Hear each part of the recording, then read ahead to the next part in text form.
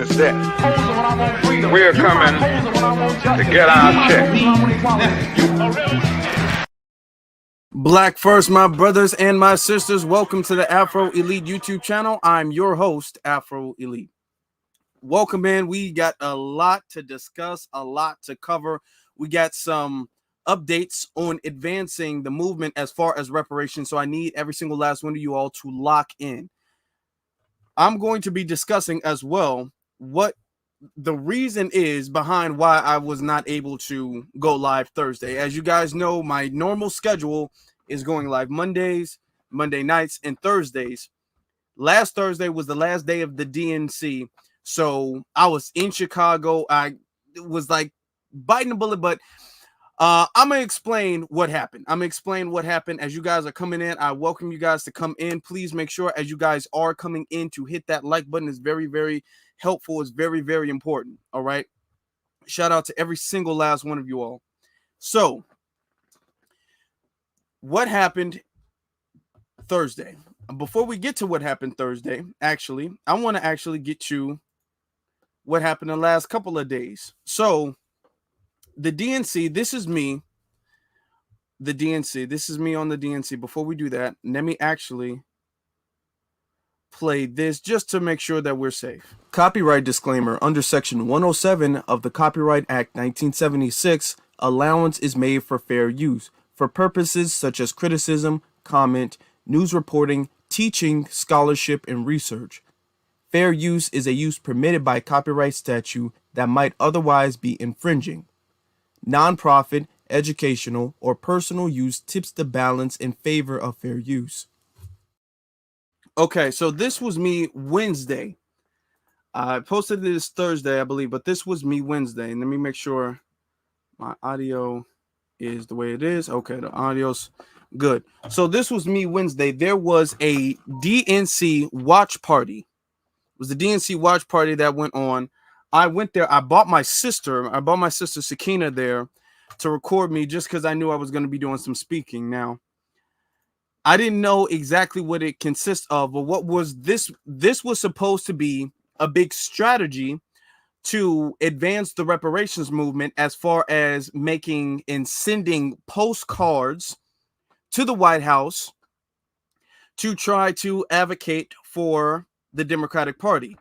Now, I got up there and I said what I said. I played this in my last live stream before. I got up there saying what I had to say because there's a lot of talk as if the Democrats are more willing to push reparations, or they're not as opposed to reparations, even if they're not pushing it as their main agenda. Even if they're not pushing it as their main agenda, they're not really opposed to it. There's what they call political will within the Democratic Party to push reparations. I don't say that there is any political will. It's been this thing where they've been stalling. And that's what I got up there to convey. I got up there to convey the fact that all of this little stalling where you guys are acting like y'all don't have the power to do anything, and you guys are saying you want to do something, but you can't do anything. All of that stuff needs to stop, because what they do is they create a bill that they really know isn't going to pass because they don't really push for it to pass. Bills that they want to pass actually get passed. Remember, I said that because that's going to be brought up later. Bills that they want to pass actually get passed. Bills that they don't want to pass but make the public, make their voter bloc feel like they're advocating for them and they're properly representing them and their interests and their needs and their demands. They say, okay, well, we have these bills out here and we're trying to get it through, but oh my goodness, the Republicans are stopping everything. There is absolutely nothing we can do. I'm sorry. We tried. The Republicans, if you guys would just give us more seats in Congress, then we could do it, but we can't do it right now. So just wait a couple more years. If we get more seats, then we will have the conversation again. Okay. So I came up there because I understand something.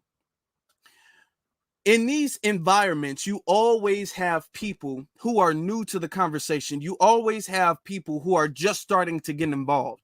That's one of my biggest things. You always have people And if you guys have followed me for a while, if you subscribed and watched the content for a while, you know I've said this before. You always have newer people entering into the movement, entering into the conversation, trying to learn. So what you have to do is you have to represent yourself. Notice I've been using that word a lot lately. You have to represent yourself in a way that is advocating for your interest, which is the interest of the people, advocating for justice, and also in the way that you understand that other people who might not know about you or might not know about the movement or proper information, proper research, can learn from what they see you do. So a lot of people are like, well, I wouldn't go there. I wouldn't go there because it's a bunch of shills there. Possibly. And I'm not saying go to every single event. I'm not saying go to every single thing. I'm not saying that. But it might be a bunch of shills running it. Just follow me. It might be a bunch of shills running the operation. But if they do, and I'm not saying they will because they don't all the time, but if they do have an open forum, sometimes, not all the time, sometimes it can be strategic to go there and convey the truth in a way that is digestible for everybody, that's really not debatable, that's really, you really can't refute what is said. That way when somebody looks, they be all like, damn, okay, well, this is my first time in any of these meetings, and what this brother just said made a whole lot of sense. And a lot of times that resonates with some people who are not saying anything but feel a certain type of way. There's a lot of people in our community, it's a lot of people in our community who do want to get involved, who do want to engage in the conversation. They do, they truly do, but they feel some type of way. A lot of us here in the chat room, it's almost 100 of us in here, less than 10 minutes. Shout out to y'all. First off, it's a lot of us here have sat down during work conversations, family get-togethers, school, whatever, outside in the public or at different meetings, at different events and things like that. And you're sitting up there with your arms crossed because you disagree with something that's being conveyed, but you believe, and it might be true, it might not, but you believe that you are the only person who's not on this. We got to turn the other cheek. We got to get along with everybody. We got to, when they go low, we go high. You feel like you're the only one on that. So you just kind of don't say anything. You just kind of nod your head to yourself psychologically. And you just say, yeah, I'm not, this is the last time I'm showing up to any one of these. How many times have we had that? How many conversations have we had that? How many meetings? How many events have we had that? Other rallies that we had that, where you and your voice and what you really believe in and standing firm on lineage business, standing on business. How many times have we done that? And what your interest, your core interest, has not been represented properly. That happens all of the time. And oftentimes what that does is that deters people from the entire movement. That the people are like, man, I feel this way, but I guess I'm just too radical. Y'all don't feel this way. Nope. Sorry. Guess I'm not. Oh my God. Sorry, y'all. Nobody feels this way at all. So this is why sometimes it can be intelligent to go there and to really push the message out there, because these people have setups, these people have plugs, these people have networking connections that they can host big events like this. They can rent out a school, they can rent out this, they can rent out this library. Now we can do that stuff. I've done that stuff. I've had several different meetings and get-togethers and things like that where we can talk about issues in the community in public libraries, which they do for free. Some of them do for free. Okay, you can rent out hotel ballrooms and you can have it there. So I've done that stuff, but we don't have it to where it's on this massive scale. We don't have it to where it's on this massive scale. They do. So sometimes it can be strategic to do that. So that's why I went there. Shout out, we got over 100 people in the room. I see Tater Man is on it. I see our sister Wooly Tris is on it. If I can't see it, apologize. Donna, I appreciate you. We got to get those 100 emojis in the chat room. The 100 emojis got to go in the chat room. All right. So this is what I said. So I just want to give you guys the explanation in my mindset as to why I was there. For some reason, my phone was kind of tripping, so I spoke twice, but my phone was really tripping. And I couldn't really record or something, like it was like overheating or something like that. So my sister could only record me speaking one time. So let's get into that. Okay, so this is me. As the sister just said, Biden got in the White House due to the black vote that he asked for. And he said that he was going to make sure that he had our back the way we had his back. And for 4 years, he did not have our back whatsoever at all. He had backs of illegal immigrants, he had backs of Asians, he had backs of every other demographic. I feel like the issue is as the black community, we are not being taken serious because the Democratic Party, not just Biden or Harris, but the entire Democratic Party feels that they have a guaranteed vote from the black community. We are their biggest voting bloc, and all of our demands are ignored, just like this. And I'm not saying that this is a bad idea. I think this is a good idea. But all of our demands are ignored and have been for 4 years because they're like, well, y'all don't vote anyway, so why we need to do anything for y'all? I think that we need to take the approach that if you guys do not do it, you will not have a guaranteed vote from the black community. I don't think we need to wait for her to get in office. She's in office now. Biden's in office right now. What is getting done right now? We have another couple months, 2.5 months. They can do something right now. We need to stop acting like they're not in office and they can't do it right now. I say if they don't do something right now to show good faith, that they shouldn't have the support or vote from the black community in November. Okay.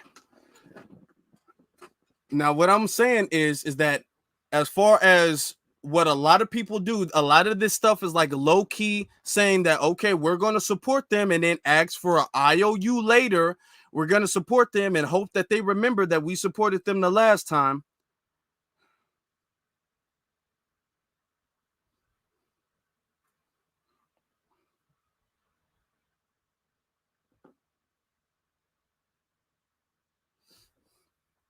So that's what I'm saying. So this was Wednesday, and I want you guys to understand this is Wednesday.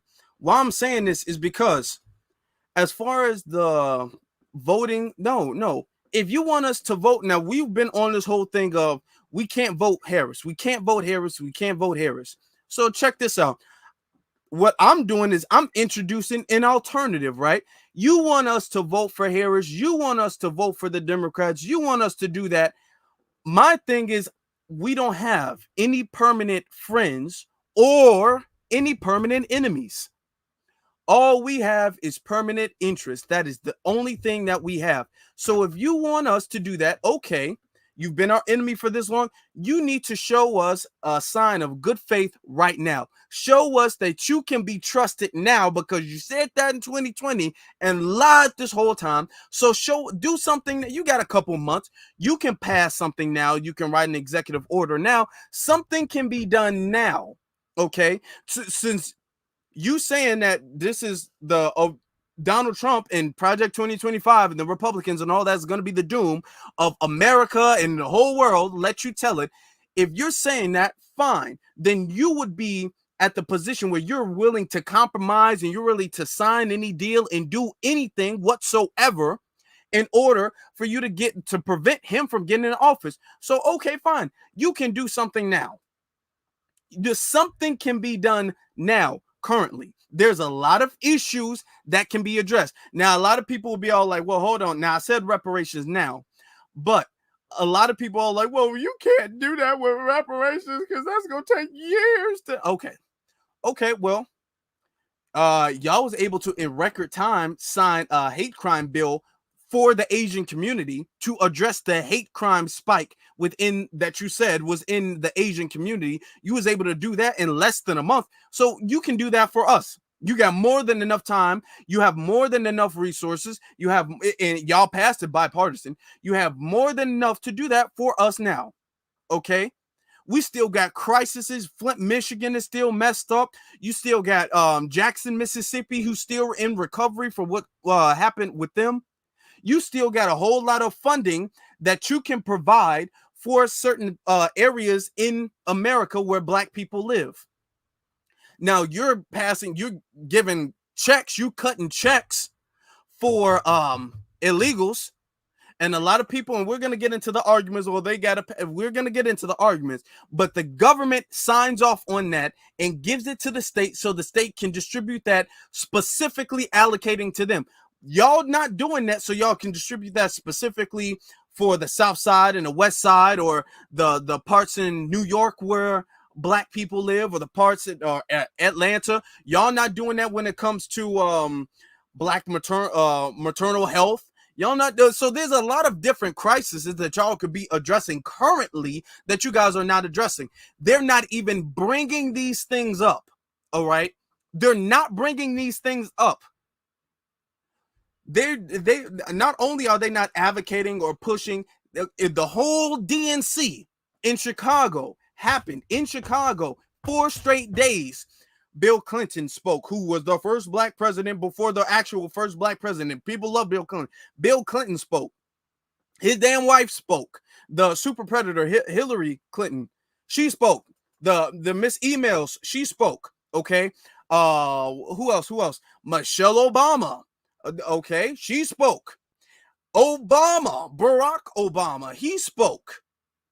Biden spoke. People completely forgot about Biden speaking. Yeah, Biden was there. He was there. Biden was there. Biden spoke. Tim Walz spoke. Harris spoke. And so many others. Okay. All of them spoke. The word reparations did not get addressed whatsoever. Almost Black people as a collective completely ignored. Go back and listen to my last thing after this. Black people completely ignored. So you're going to ignore us because you feel like this is the best thing for you to do. Van Jones actually said that was the smartest thing for him to do. That was the smartest thing for Harris to do, was to ignore us. Shout out to, I want to give a shout out to our good brother Beat Zelle, because that's where I got this from. He put this on Twitter. So check this out. Party behind her, but this is right after Harris's speech at the DNC. This is right after that.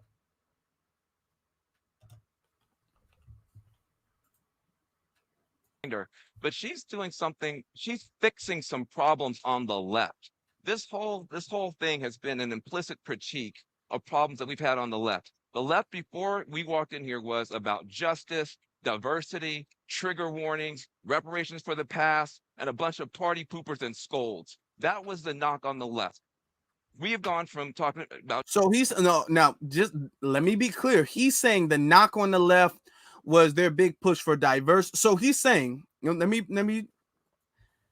what he's saying is that reparations harmed the progression of the left in the Democratic Party, despite the fact that the Democratic Party never were truly advocates for reparations in the first place.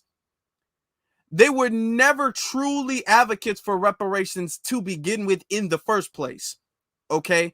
When Harris was asked, this is the same woman, when she was asked about reparations, she flat out said no. She said she's not going to do anything that's only going to benefit Black people. So she said no. Biden said no. All of them have said no. So he's sitting up there trying to make it seem as if reparations is the thing that's deterring all of the moderates from getting on to the party, because reparations is such an anchor to the Democratic Party. That's what he's trying to make it seem like is the case, and it's not. Justice, which is wonderful, but now it's about freedom. It's not just about diversity, it's about patriotism. It's not just about trigger warnings. In fact, that's gone. It's tough, tough, tough. Reparations for the past. So what he's saying is that what Harris is doing is she's becoming more moderate. Now listen to what he says about reparations for the past. In fact, that's gone. It's tough, tough, tough. Reparations for the past? No. Fight for the future. Reparations for the past, no. Fight for the future. This is what Van is saying. Harris did great. Reparations, no reparations for the past. Fight for the future, as if Harris had ever really advocated for reparations. Harris or Biden or anybody else in the Democratic Party. Because they don't bring it up unless an interviewer or unless the paparazzi asks them about, unless they are being directly asked, they never bring it up, ever. Under no circumstances do you hear out of their own volition them bring up reparations at all, period. Only when they are directly asked do they do this whole spin and they start giving this word splaining and this word salad and they're all around the room and you don't really know what they're talking about. And then they say some type of HR 40 or some maybe, or what about Native Americans, and then we'll see about it. That's what they say. They don't ever bring it up by themselves. Not Harris, not Biden, not Stacey Adams. She had to be asked about it. Bernie Sanders, he had to be. None of them whatsoever bring it up by themselves. They'll bring up Donald Trump by himself. They'll bring up Project 2025 by itself. They'll bring up abortion rights by itself. They'll bring up all of these other things by itself. Every other issue that they truly believe in, they'll bring that up. When it comes to reparations, never do you hear them bring it up by itself, by themselves. It's only when they're asked about reparations. Only. Did I say Stacey Abrams? I said Stacey Adams. Stacey Abrams. I think I said it wrong. Stacey Abrams. Never, ever. Only when we ask them about it, then it becomes this whole, So no, the conversation of reparations is not losing the support for the Democratic Party at all. So he's saying, oh, well, yeah, the way we progress is we move past reparations, the conversation of reparations. All right. This is essentially all he said in this brief little clip. No, we legalize fun. We legalize fun. We put the party back in the Democratic Party. And so this is the party back to racism. But let's be honest. Van Jones has been caping for the Democratic Party so hard. This dude is brought him to tears on multiple occasions. Here's just a couple of them. This is the same Van Jones who's saying that reparations, it needs to be a thing of the past that we don't discuss anymore for the sake of the Democratic Party. Listen to this. This is him crying about Joe Biden. Y'all remember this when Joe Biden got elected? Well, it's easier to be a parent this morning. It's easier to be a dad. It's easier to tell your kids character matters. It matters. Telling the truth matters. Being a good person matters. And it's easier for a whole lot of people. If you're Muslim in this country, you don't have to worry if the president doesn't want you here. If you're an immigrant, you don't have to worry if the president's going to be happier to have babies snatched away or send dreamers. This dude is pathetic. This dude is now. I want you to understand. He's not crying about this on behalf of the black community at all. He can't. This y'all know. Okay, hold on. Can we pause? Hold on. Thank you, Donna. Can we get some violins in the chat room? Can y'all put the violins in the chat room for Van, so it can all come together? We need some violins in the chat room so it can all come together. Now, do y'all know? I don't know if y'all know this. Maybe y'all didn't. Y'all know those like old school whooping, those old school whoopings. I'm talking about the old school whoopings where you couldn't even speak afterwards. I'm talking those. I'm talking about or I don't know, the pain. I'm not even gonna say whooping. I don't want to be saying this is bullying or nothing like that. You fall down and you scrape your knee real bad. And as a kid, especially as a kid, you're trying to cry and you're trying to breathe at the same time, and you just can't. You can't cry, you can't breathe. You go to your mama, you say, or she asks, "What happened?" You can't even talk. You can't talk. You can't breathe. You can't do anything. That's Van. That's Van. Because Biden won. That is Van because Biden won. That's Van because Biden won right now. And it's not even over black folk. Look at this. Look at this.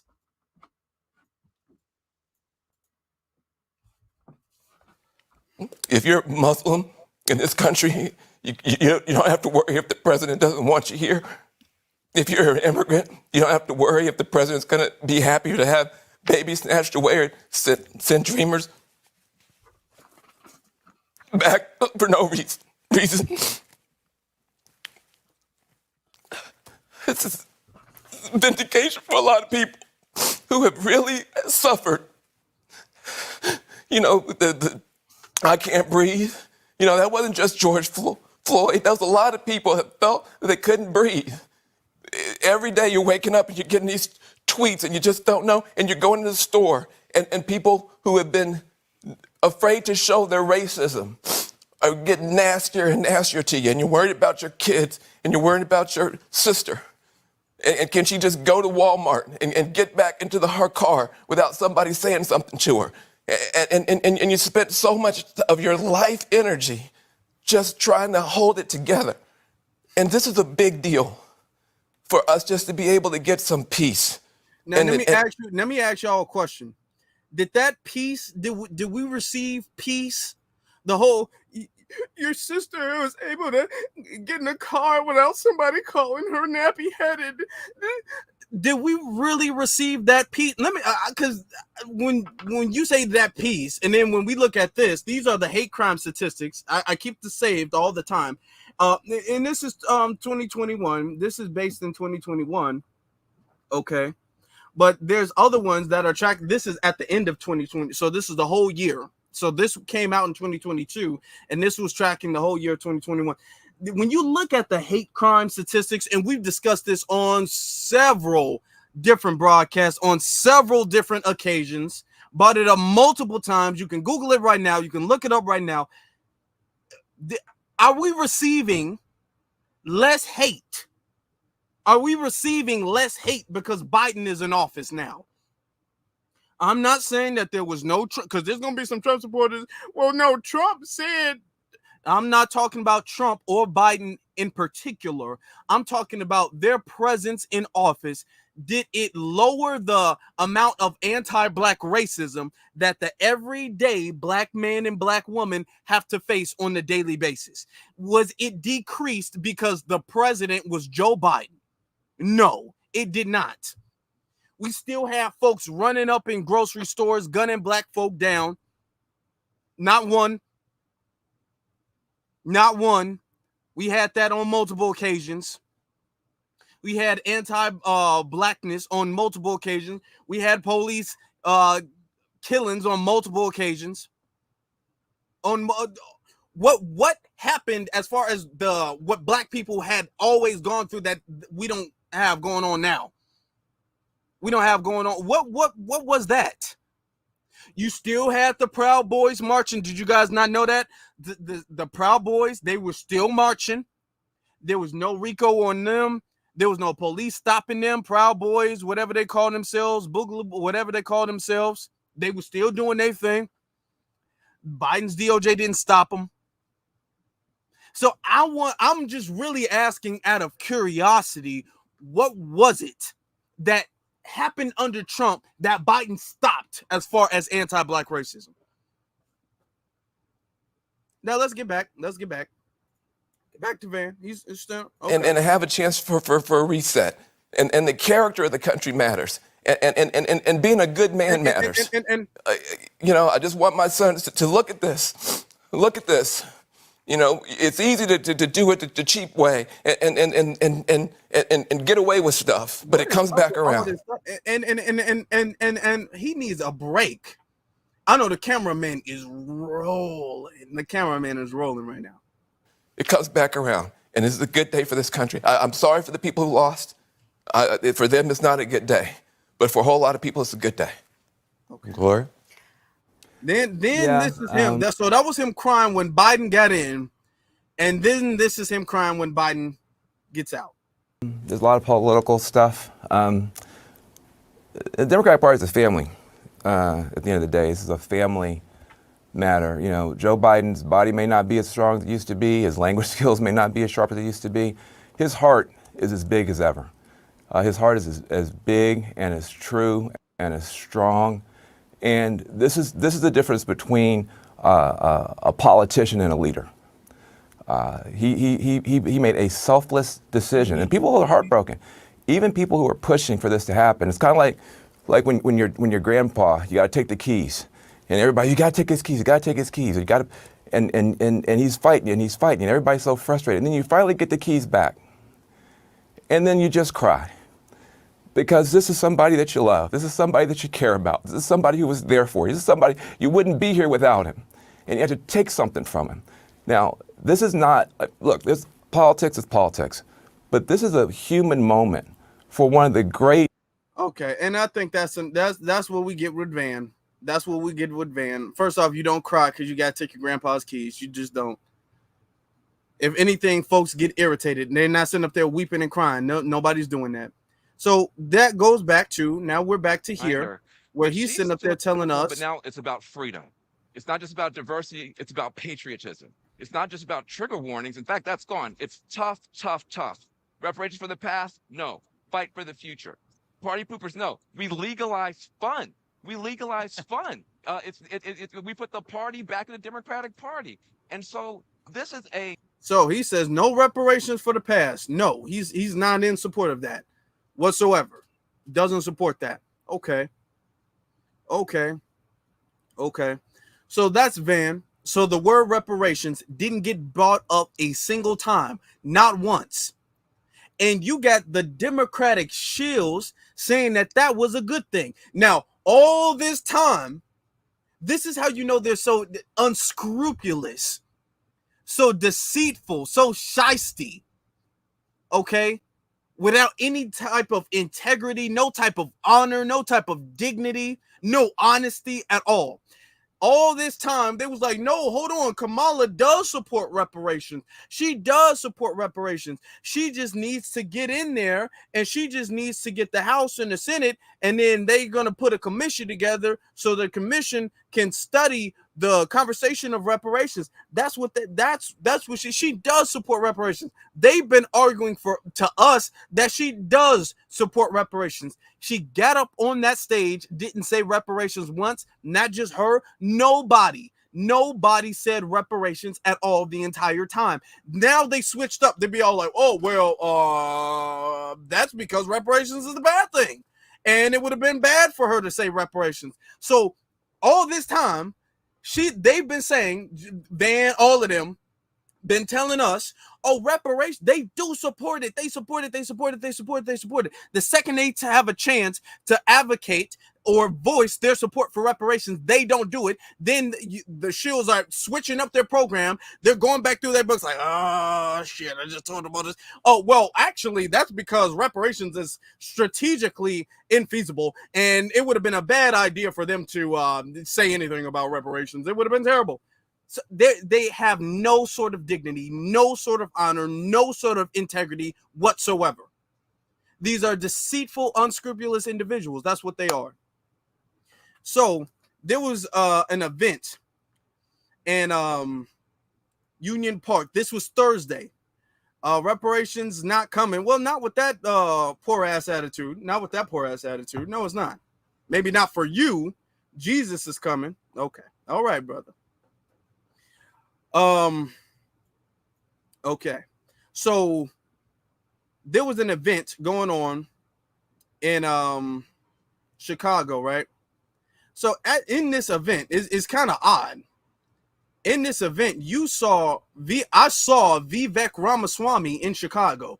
I had my phone up. I was trying to record him. I couldn't really get to him. He was all crowded and everything. Like, because I didn't even know where he was at the time. I just saw all of the news cameras just surrounding this one person. I was like, what the hell? Who is this person? So when I got close enough, I was able to get a little bit of Vivek. He was there.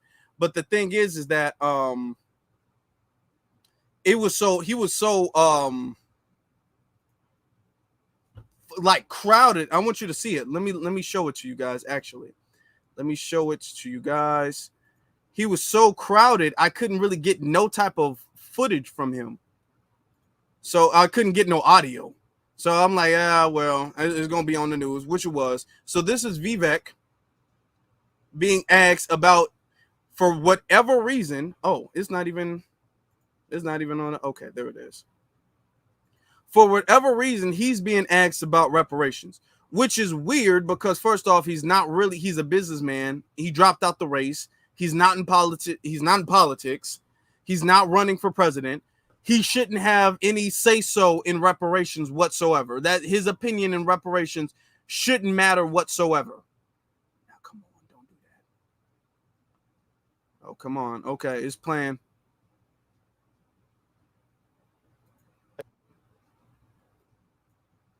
Well, I appreciate your views, man. Reparations for Black Americans.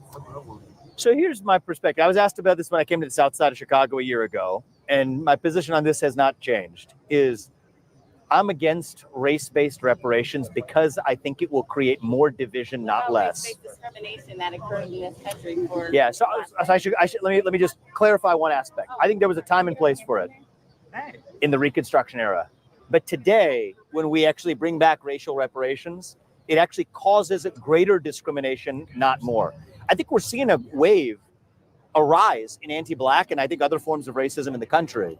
But part of the reason I think we're seeing it is there's no better way to foster racial animus than to take something away from someone based on their skin color. Well, I appreciate your views, man. Okay. So after that, he got ran off. He got completely ran off. But let's discuss this, right? So he says he doesn't support race-based. So here's my perspective. I was asked about this when I came to the South Side of Chicago a year ago, and my position on this has not changed. I'm against race-based reparations because. Now, keyword, he said race. I'm against race-based reparations. Reparations is not race-based. Not the ones that we're advocating for. We're advocating for lineage-based reparations, reparations based off of the lineage of the descendants of slaves. That is it. That is it. The descendants of American slaves, their lineage are owed reparations. That is it, and that is all. They are saying race-based reparations. We're not saying that. They keep saying that because then they can say, well, hold on. That's racial discrimination. That's racial discrimination. I can't believe it. The same way it was lineage based when it was given to the Japanese. When it was given to the Japanese based off of their lineage of their ancestors, or some of them living, some of them were deceased at the time, their ancestors who were put in the internment camps. When they received reparations, it didn't go to all Asian Americans at that time. It didn't go to all Japanese Americans at that time. It went specifically to the lineage of the descendants who were put in the internment camps. The ones who are either directly or their heirs who were put in the internment camps. All right. So as far as the reparations go, why did y'all not have a problem with Japanese? Now, Japanese people if y'all want an example of lineage-based reparations, this is why I say we advancing it, because sometimes you have to update the talking points and the arguments, because they try to adjust the argument a little bit. So now you update your argument, you update your response and your retort. Japanese people got reparations.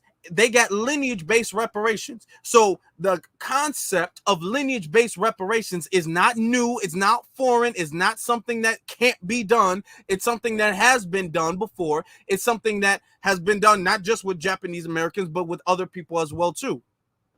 Let's continue, though. Let's continue. I think it will create more division, not less. Discrimination that occurred in this country. It will create more division with more.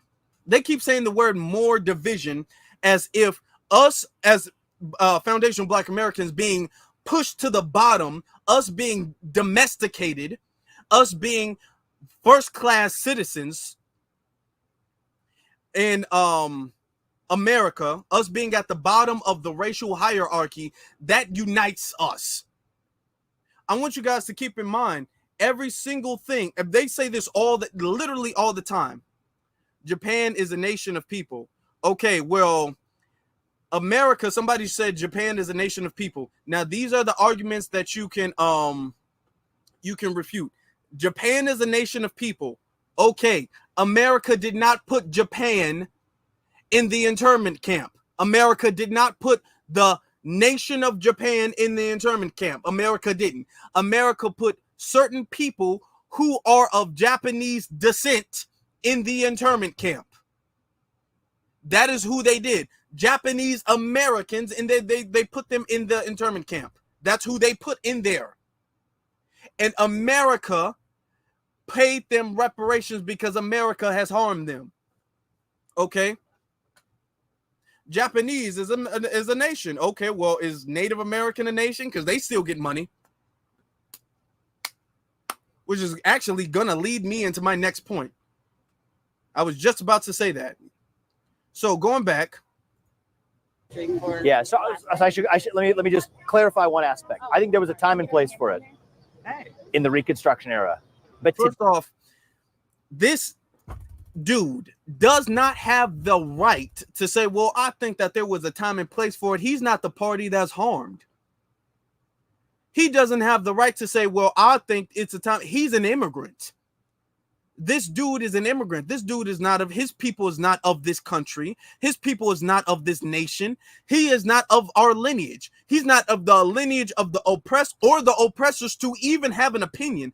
The fact that they're asking this dude his stance on reparations is still kind of, I guess. They're asking him his opinion on reparations. He doesn't deserve an opinion on reparations. He wouldn't get any regardless. He's not going to be responsible for signing any type of legislation because he's not in any type of political office to do so. So he's just a conservative with an opinion on reparations. He's an Indian conservative with an opinion on reparations. That's what he is. He's talking about there was a time and a place to do so. I want you guys to understand the time and the place to do so. Notice that argument does not literally ever get brought up with any other group of people. Never has it gotten brought up when it came to when the Japanese, we were just talking about them, when the Japanese got their reparations, they weren't like, well, I mean, that was a minute ago. It was a minute ago, so I don't know. No, they got it. We can go back hundreds of years when the Native Americans got reparations. When the Native Americans got reparations, they weren't talking about, man, ain't nobody, the arguments that they use for us, nobody alive today had to walk the trail of tears. Nobody alive today had to do. No, you didn't live through that. It was your great grandfather who. So no, it's too far gone from that. They don't make that argument. They wouldn't make that argument. They don't make that argument whatsoever. They don't make that argument when it comes to the Holocaust. And they're still getting, their community still getting paid. Their community still getting protected. Their community still getting specific things allocated to them. They won't be all like, well, no, Hitler that was a minute ago. I don't know, but they don't do that. They don't. Only when it comes to us, and let's be very honest with you, slavery was not that long ago. Slavery was not that long ago. They keep, every time they have this conversation, they make it seem like slavery was 2,000-3,000 years in the past. That's slavery. That was like at the beginning of time. No, slavery was not that long ago. You've had slaves who were alive to see television, who were alive to see. Do you understand that? You have people who were enslaved, who were literally slaves on a plantation, who lived long enough to see television, to live long enough to see the telephone, live long enough to see these things. The gap in time between slaves being on the plantation in today currently is not as big as you think it is. We're really only like, what, 3-4 generations from that era. We're not really that far from that. And the damage is, of course, still lingering on. So, going back to it.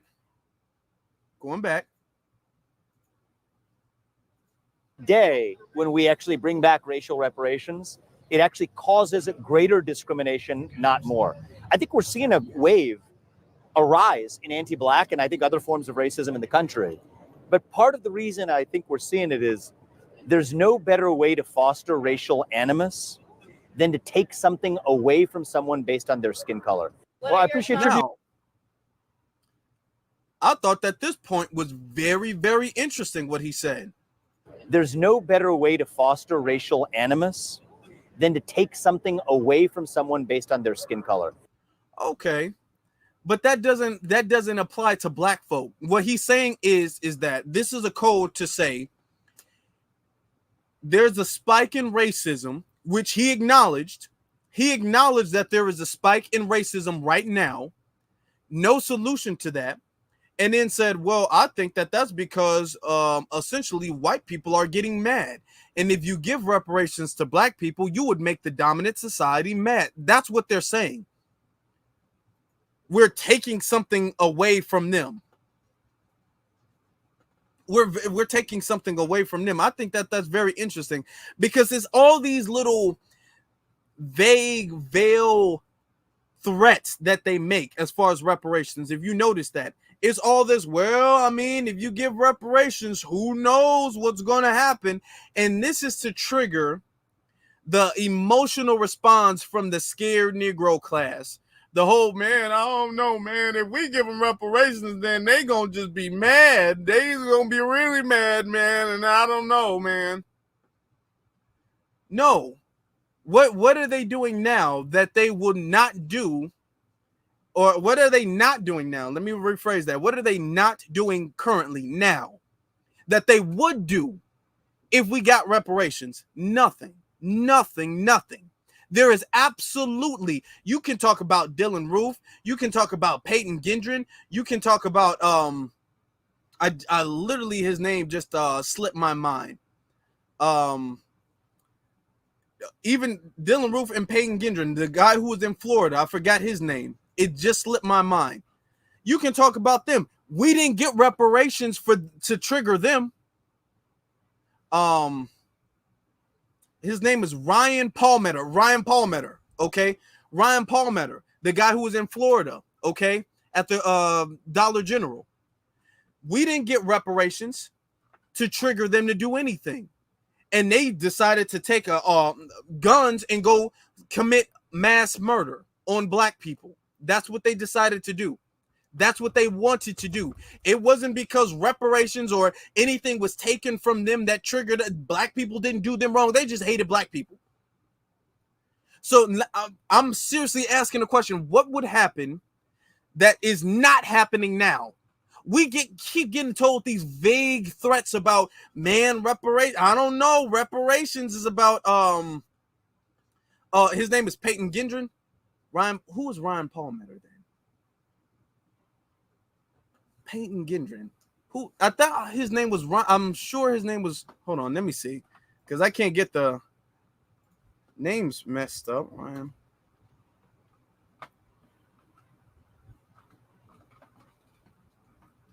Let me see something. Ryan Palm. Who is okay? I'm just trying to. I just had to go. Yeah, that was Ryan Palm. And so who was the other person? Yeah, it was Ryan Palmetto.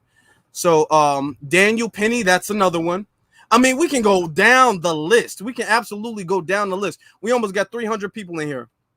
Yeah, Palmetto was in Florida. I know Peyton Gendron was the one in New York, Buffalo, New York. And then everybody knows about Dylan Roof in Carolina. We almost got 300 people in here. Y'all got to hit that like button. Y'all really got to hit that like button so we can get as many people in here as possible. We really got to blow this up because we are updating the arguments on the whole thing. These vague threats about, well, there's going to be a lot of racial animus if you take something away from somebody based off of skin color. Who is taking anything away from anybody? The government is what the entity that is going to be responsible for paying the reparations. The same exact way the government was the entity that was responsible for paying reparations, lineage-based reparations. And I say this so we can update the whole thing now. Lineage-based reparations to the Japanese Americans. They didn't take money out of every white person's pocket, every white person's bank account. They didn't do that. The government did that.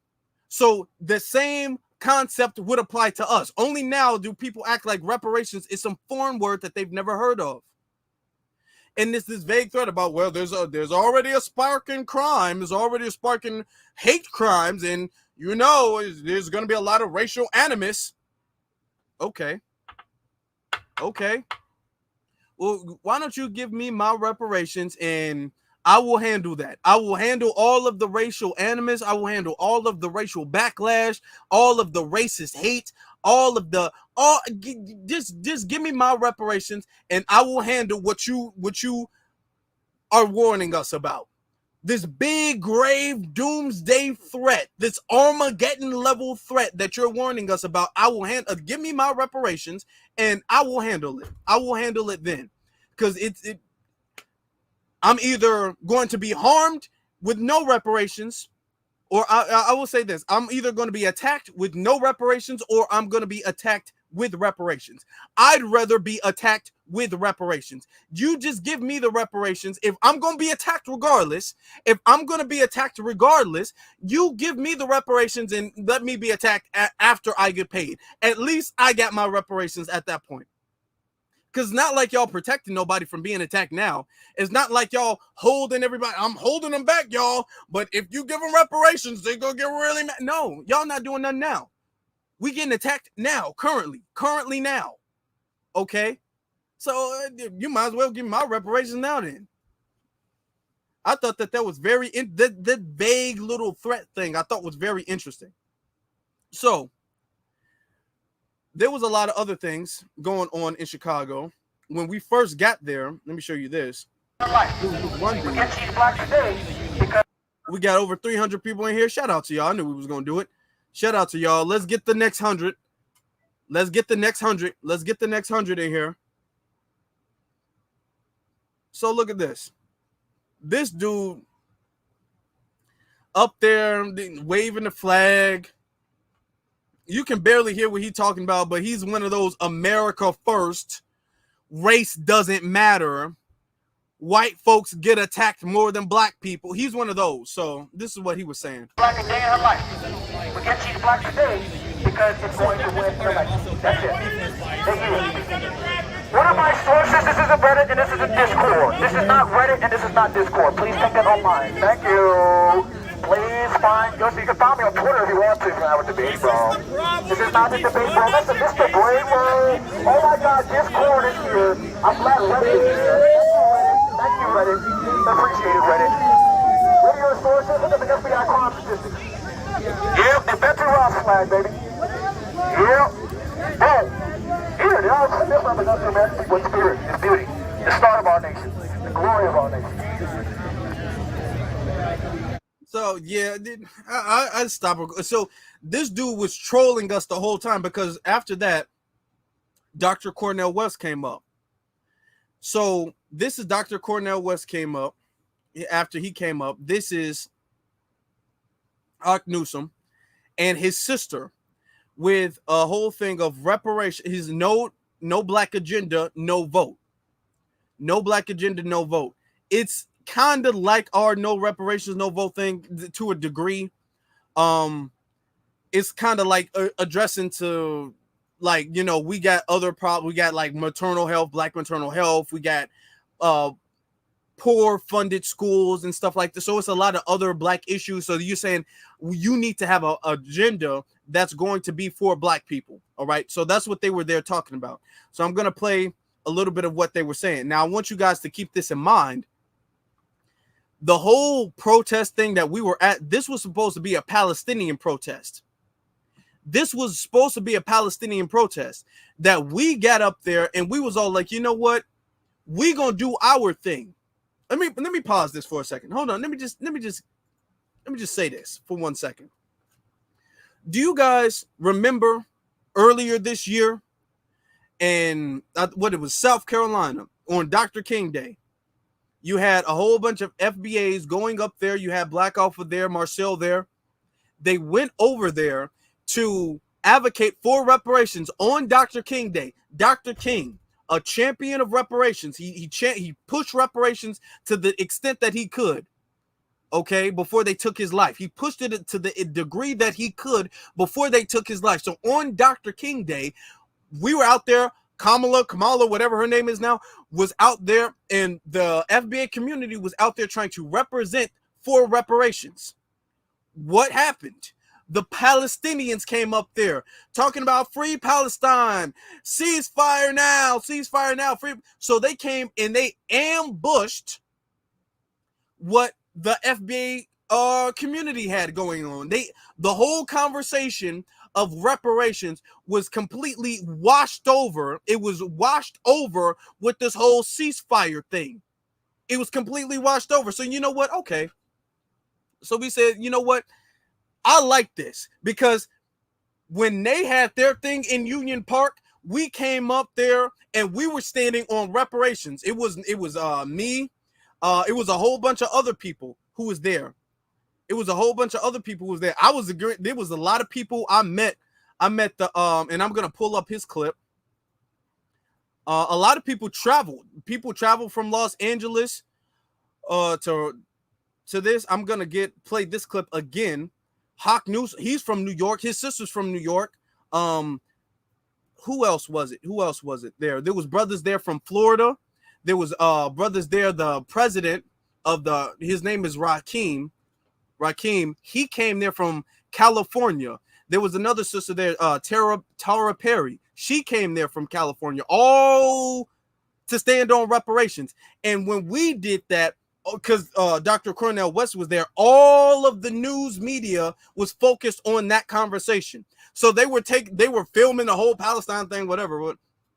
And then when we came up there and we had the flags and we had the signs and we had the microphones and everything, all of the news, they was like, because at that point, Ramaswamy already left. So at that point, all of the news coverage, all of the interviewers, everybody left the Palestinian stuff alone and then started focusing on reparations.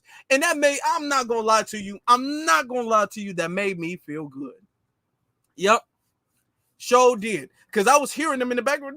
This is not about this protest, not about reparations. It is now. Oh yeah, it is now. That made me feel so good. It feels good to get your lick back sometimes. It does. And I'm not a petty person often, but it feels good to get your lick back sometimes. It does. Y'all came up there. Y'all don't show us no type of respect. I still got the whole broadcast on the Palestinian thing. I've been pushing that off. I'm still going to get to y'all. I'm still going to address y'all disrespect, because do not think that I'm going to let y'all slide with what y'all been doing and saying. Don't think I'm going to let y'all slide with that. But y'all come over there when it comes to our stuff. It's free Palestine, free Palestine. Remember in Chicago, I was in Chicago during the City Hall thing. We're trying to talk on black issues in the city of Chicago. We're trying to talk on the immigrant invasion in the city of Chicago. And you had a whole bunch of them coming over here. Ceasefire now. Y'all sit up there screaming through the hall, threatening folk, flooded the whole gates. Still ain't getting no damn ceasefire. Still ain't getting that. Now, the black folk who got to live in these conditions, y'all talking about something that's going on in another country across the world, and black people who have to live in these conditions still have to live in these conditions now. Still have to live in that now. And our voices, our rightful voices, for the First Amendment that y'all get because of us. Yeah, y'all get that because of us. Everybody really get that because of us, because there would be no country without us. So the whole First Amendment that everybody has the right to practice, y'all get to come over here and y'all overshadow ours. So I think it's about time. So since this is the game we being played, y'all talk about some solidarity. Okay, so this is the game we being played. So now every single time y'all do something, we showing up, we taking the cameras away and we say, hey, no, let's talk on these reparations. That Palestinian stuff, they've gotten enough attention, haven't they? They've gotten enough attention, haven't they? That's literally been the only foreign issue that you see on the news while they sitting up there complaining. Because I was hearing a lot of complaining before I play this. I know I'm going on the thing. I was hearing a lot of complaining. This is our stuff, man. Damn. Yeah. No, it's not. Y'all stuff got took. We took it. Y'all don't have no right to do this no more. Y'all been the main center of attention when it comes to any foreign issue for the past year. No, all you see when it comes to foreign issues, Gaza, Palestine, Israel. That's the only thing you've seen as far as any foreign issue for the past year. Y'all have gotten so much attention, so much focus. All of these celebrities sitting up there paying attention to y'all issues. Y'all got all these organizations, all these marches, all this protest, all this airtime, all this, and y'all still disrespectful little mother have the nerve to call us colonizers. Oh, okay. Okay, fine. Okay. Since we colonizers, okay. Well, if we colonizers, if y'all want us to be colonizers, let me show you something. Let me, if that's what we are, I thought we was in solidarity. Remember they was calling us colonizers. Okay. Let me show you something then. Let me show you something. So we showed them. And I'm not going to lie to you. That made me feel good. But let's get back to the clip. I just had to say that. That right next to the United Center where the Democrats are meeting is Malcolm X College.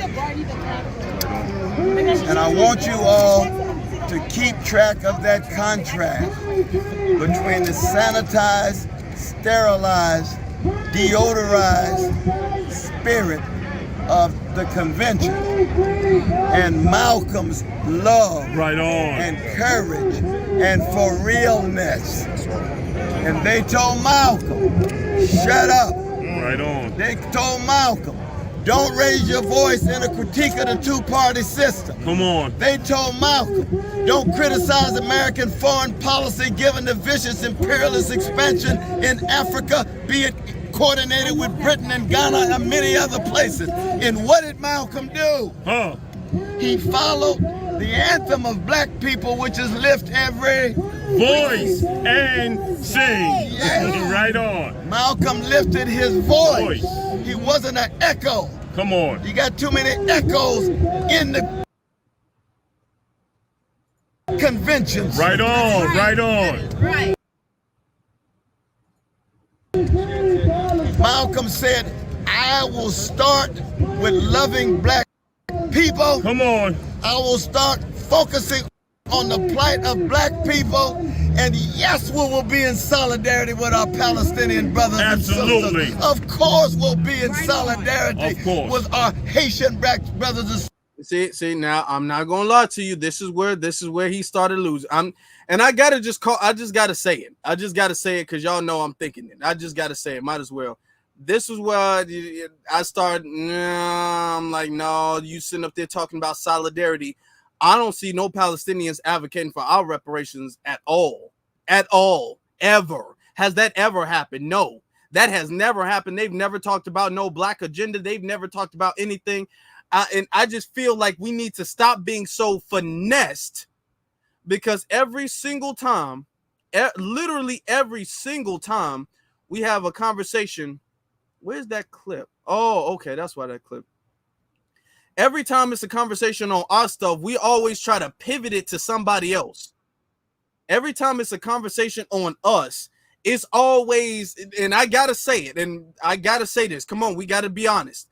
Every time it's a conversation on us, we always gotta add other people in. Come on. See, and a lot of people have comment on what is your opinion on Dr. Cornell West. I'm gonna be honest with you. I'm gonna be very honest with you. I respect his advocacy. He's in full support of lineage-based reparations. I respect that. There are some things that I'm not really for, because if I see that you are insistent on including other people in this black issue, then I can't trust the conversation just the conversation or any bit of the movement to be led by you. I can't trust any bit of you to be responsible for any bit of the movement at all, because you are too insistent on inviting other people in. Because, and here's my thing. If you want to talk about Palestine and what's going on, and you feel like that's wrong, you can do that. Just don't do that when you're supposed to be talking about us. Just don't do that when you're supposed to be talking about. That's my only thing. That is literally my only thing. You could talk about any, because we don't have to agree on everything, right? We don't have to agree on everything. I'm talking about solidarity is over. But okay, we don't have to agree on everything. Fine. But my thing is this. Okay? And I got to stand on this. If you're going to do that, do it. But don't do it when you're talking about us. Let our stuff be our stuff. And the reason why I say that is because when you're talking about them, their stuff gets to stay their stuff. That's my problem. When we're talking about them, y'all don't crowbar our reparations claim in the conversation when you're talking about free Palestine. Y'all don't crowbar our reparations claim when y'all talking about ceasefire. Y'all don't crowbar us. Y'all don't tie us. Y'all don't link us to them. Y'all don't do that with us. Not just with that. When it came to the Stop Asian Hate, y'all wasn't talking about Stop Asian and Black Hate. Y'all wasn't talking about that then.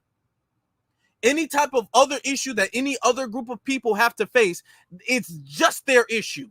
It's just them. They just need to focus on it. They get 100% of the attention, 100% of the advocacy, 100% of everything. When the legislation gets passed down, they get it 100%. Now, when it comes to us, and we got to call this out so it can stop. Now, when it comes to us, we get this much, and then we gotta invite our brown brothers and sisters. Hey, no, because our brown brothers and sisters are getting things that we're not getting, and they're not opening the door for us. But now, when it's our time, we gotta open the door for them. I just hit my microphone. No, hey man, no. Hey, and see, this is why a lot of people was turned off. This is why because right now we're dealing with a delineation era. Right now we're dealing with, hey man, we just gonna focus on fixing our issues for once. For once, we're going to focus solely on fixing our issues. We're not going to be distracted. We're not going to be diverted. We're not going to include somebody else so they can ultimately grab the bag and run off with it. We're not going to do that no more. We're focusing on us. We're not trying to stop them. We're not trying to say that they shouldn't advocate for whatever they claim they're advocating for. We shouldn't do it. We're not doing that. But I just got it. Hey, come on now. Come on. Sisters in the Congo, in Sudan, in Brazil. They could be Irish in Britain if they're being colonized. I stand with them. But you start on the chocolate side of town. Right on. Come on, brother. That's why this black agenda ain't no joke. Right on. No black agenda. No vote. No black agenda. No vote. No black agenda. No vote. My dear sister. We are calling Kamala Harris to adopt some of these policies. Black Americans, we give away our vote for free at over 90%, and nothing is given back to us. Donald Trump is not enough for us to give away our vote for free. So Vice President Kamala Harris, since you went to a HBCU, fully fund a HBCU. Word. Since you care about black women, support maternal health to protect and value our lives. Right. This is not a song and a dance. American lives are at stake. People are standing on bread lines. What is she going to do when black people are living in poverty and the wealth gap is through the roof? Come on. She has the power to do that. And Kamala Harris needs to do the right thing and support black people who she's standing on the shoulders of. Do the right thing and pass the Black Agenda, blackagenda2024.com. Right on. Okay. Now, I want to play this. Now, I call things out when I want to call. I call things out when they need to be called on. I call things out. Now, this went viral. Since we're talking about Dr. Cornell West, this went viral. My thing is that if we're gonna talk about it, let's the HBCUs. Be honest with you, I'm very, very indifferent to HBCUs. You can fund them, you cannot fund them. I don't care. And I know people are gonna be like, what? Yeah. Hey, you can fund them, you cannot fund them. It don't make no difference to me at all. And I know there's some good people who go to HBCUs. There's some good people who teach at HBCUs and work at HBCUs. So that's why I'm not 100% against it. But as far as the curriculum, as far as the agenda of the HBCU, it has not improved the Black community at all. Actually, I would say when it comes to the AKAs and Divine Nine and everything, I would say they do more to keep the Black community in its place. I'm going to be honest. The HBCUs do more to keep the Black community in the position that it's in now. It maintains the position. It keeps it like that. The people who get up and they get to the top, they become the gatekeepers of prosperity for the Black community. So I'm going to be out. Yeah, there's some good, but there's some bad. So I'm like, at this point, I'm just, hey, you can fund them. You cannot fund them. You ain't going to get no points for funding. You not going to get no points for funding them, to me. And I've had that position for years, and I'm standing on that. You could give HBCUs billions of dollars. I'm not going to give you no points for that. Man, and I know some people like, what? Yeah. You can give them billions. I'm not, that don't make no difference. Until the HBCUs, until they change, that's my stance on that. Now, when they change and they start really being incubators of Black empowerment, that's what I'm talking about. Then you fund them then you fund them then. But they're not. They're incubators of liberalized, brainwashed, self-centered, egotistical, okay? And if we can get into a lot of conspiracies too, but I'm not even trying to go that far. They're the incubators of them. They're the incubators of polished bootlicks. That's what they are. They're not just bootlicks, they're sophisticated bootlicks. They have a degree in bootlicking. That's it. They went from, let me put this analogy here. There's levels to it, right? There's bootlicks, and they just like the low. They don't got no money. They don't got nothing. They're really not benefiting anything. They just want to do it just to do it. There's bootlicks. And then there's tap dancers. Then the tap dancers, they got nice little tap shoes and they get to be on stage and they get a little suit and all that and a little top hat and stuff like that. And they get to perform. So they're still the same principle. They're still the same. So you just went from a bootlick to a tap dancer. That's just what it is. A bootlick is somebody who doesn't have a position. They just do it to do it. And a tap dancer is someone who's doing it, but they have a position. That's really the difference. That's really the difference. You're a bootlick at heart. That's really what it is. You just in a tap dancing position. That's just what it is. I'm just going to be honest about the HBCUs. I don't care that they're funded or not.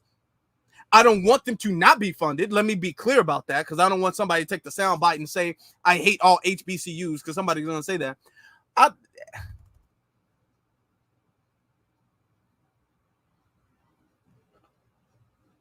I'm just, hey, I can't say it any better than that. I can't say it any better than that. And then you got, it's not like HBCUs have any type of exclusivity when it comes to our lineage or even Black people. You got whites at HBCUs, Asians at HBCUs, Hispanics at HBCUs, Indians at HBCUs. Like, I mean, y'all letting everybody up in here. Y'all just another university, really. Y'all are HBCU in name only. So, I'm very indifferent to it. I just, honestly. Shout out to Tim Slick for the super sticker. Thank you very much, brother. And shout out to Cyberdyne for the Cash App. I appreciate you, brother. Thank you so very much. So I want to play this real quick. I want to play this clip real quick since we're talking about Dr. West. And we're going to be fair, because that's one thing we're going to be is fair. So this was right after the convention. This was right after the Democratic convention. Okay? right when it was all over.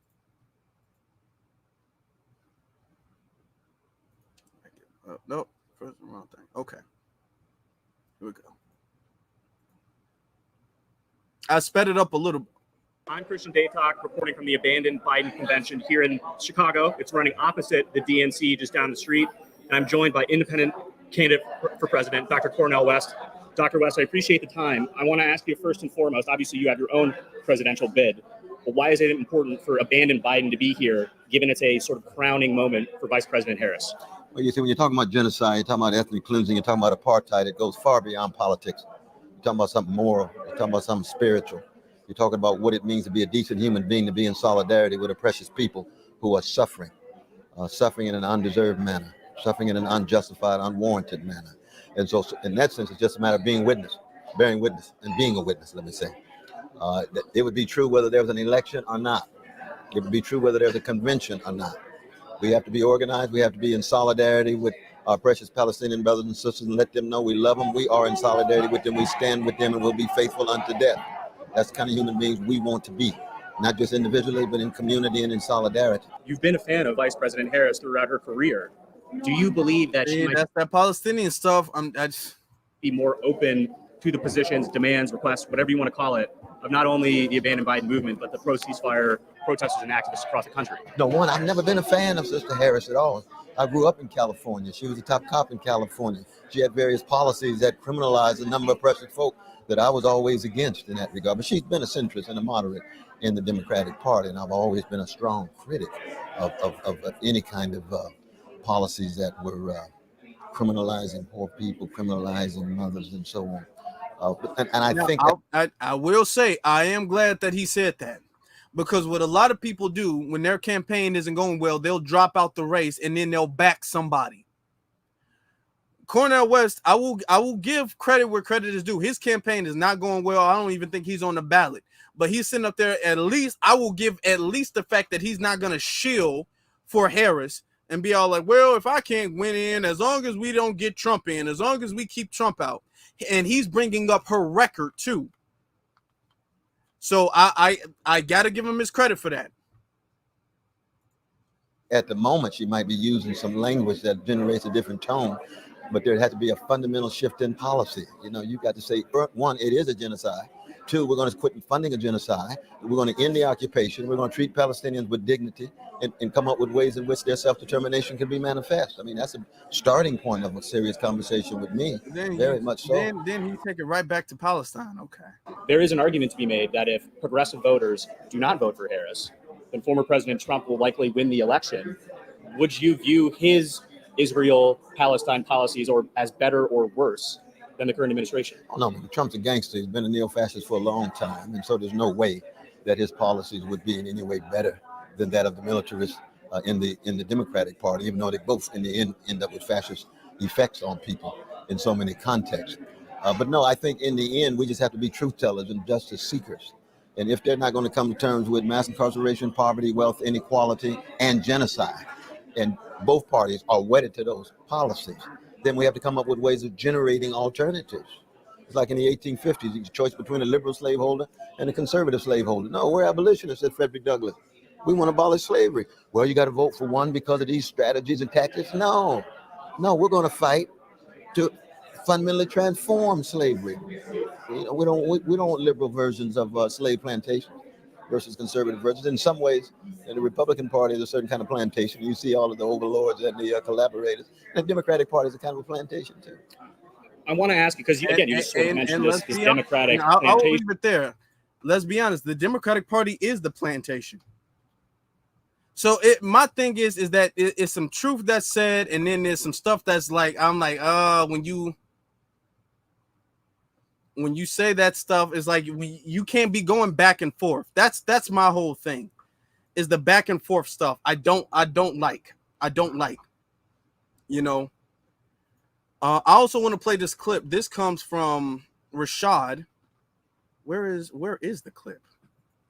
Okay. This comes from Rashad from the same protest thing. Go to it. So amazing, so wonderful without having justice. without having imagine if they had the capital. They might not need us. Might be more black agents. Might be more black lawyers. We create our own black Hollywood.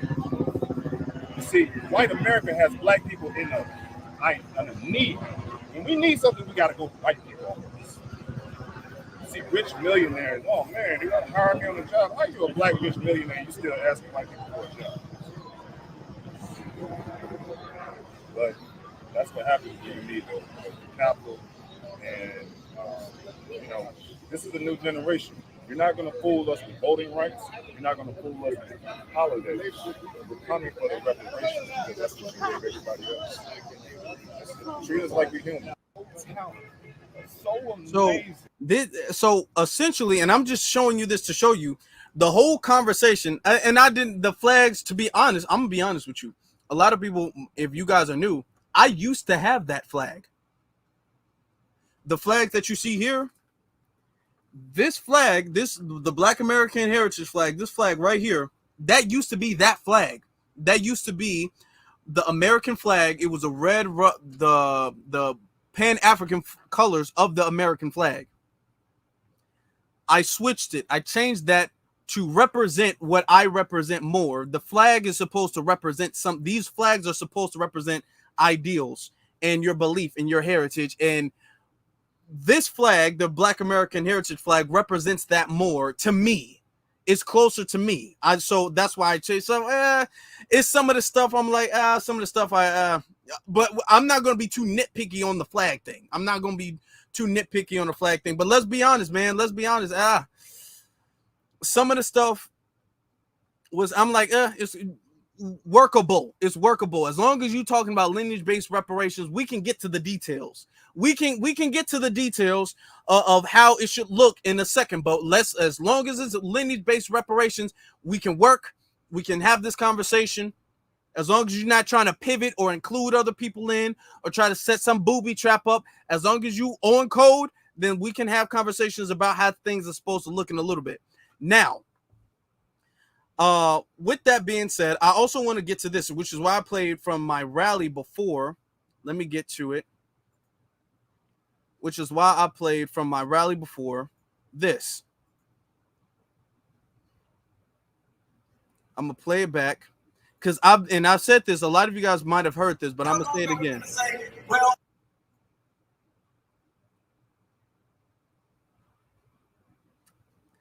If YouTube don't stop tripping on me.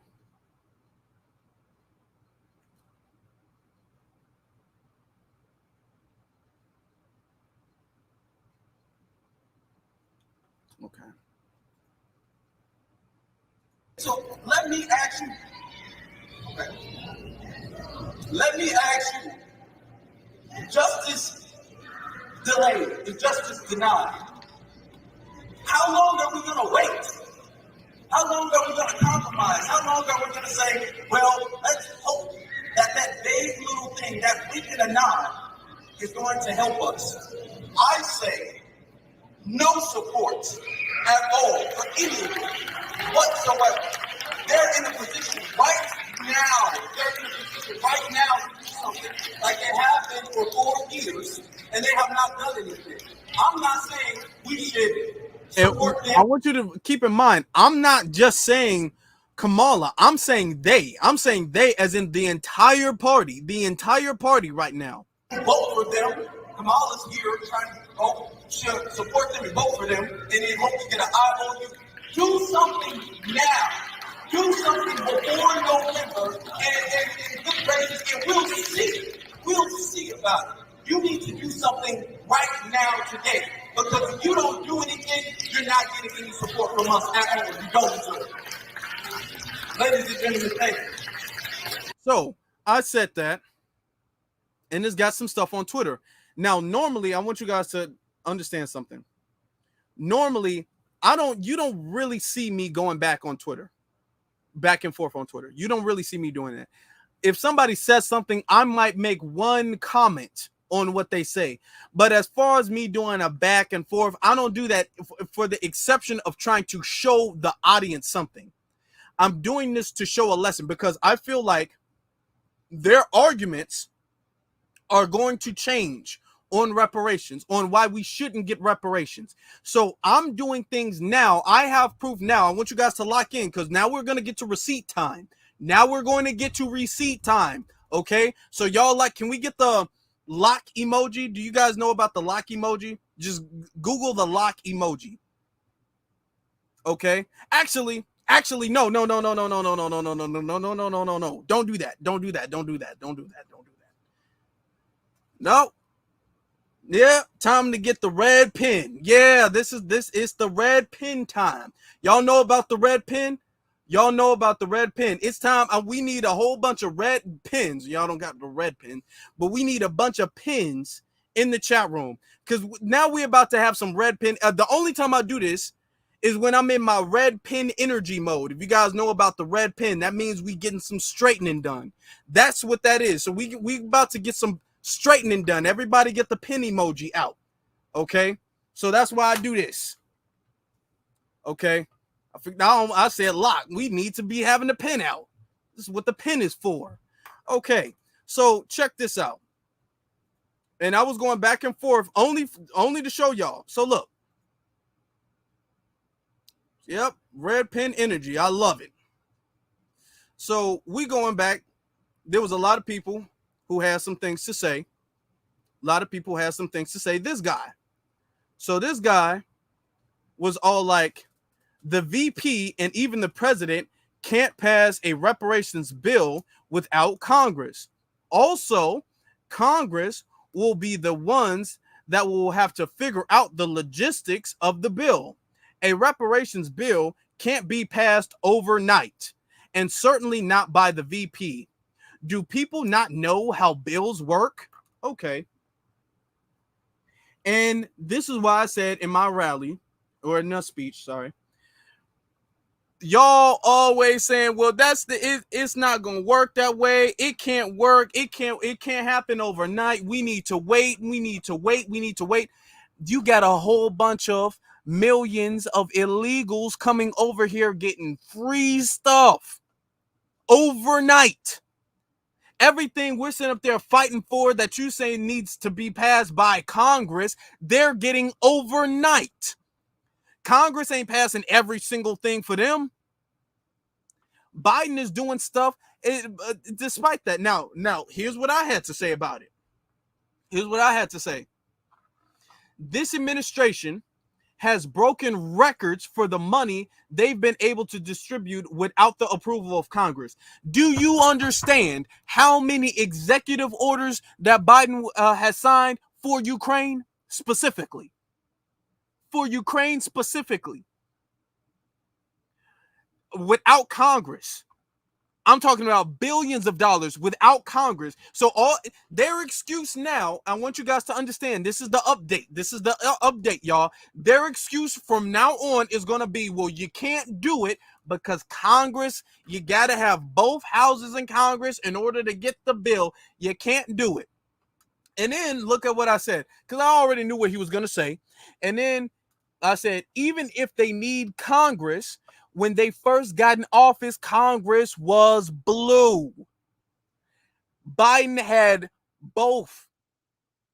He had House and Senate in Congress. And that said they could have got it done then if they wanted to. You don't have no excuse talking about Congress. He can't talk about Congress. Oh, so we was going back and forth for a minute. You can't talk about no damn Congress. So then now here comes this excuse. No, they couldn't have because not enough people are lobbying for the bill. There's now here's the contradiction. Here's the contradiction. And we're going to get to the actual definition of lobbying. We're going to get to that because a lot of people are like, well, we need somebody to lobby. We need somebody to lobby. We're going to get to what lobbying means, so people cannot flip the lie no more. Okay, no, they can't, because not enough people are lobbying for the bill. There is a reparations bill introduced to the House floor almost every year. So if there's a reparations bill introduced almost every year, how is there not enough people lobbying for it? You just said not enough people were lobbying for it. Now you're saying it's introduced every year, but it never makes it to the Senate. So before we get into that, let's get to the actual definition of what lobbying means when we talk about lobbying. So let's get into that. So lobbying says in politics, oh Lord, hold on. So now you just tripping. In politics, lobbying is the act of communicating with government officials to influence their decisions. Lobbying can involve trying to influence legislative action, administrative action, ballot issues, or non-action. It can also involve trying to gain the favor of a member of Congress, the legislator, or the executive branch. Okay, we're going to get to even more of it. Okay, it says lobbying can be done through oral or written communication or by trying to obtain goodwill from an official. For example, a lobbyist might bring legislator to a member for of Parliament to discuss a topic, or they might request a member of Congress sponsor legislation.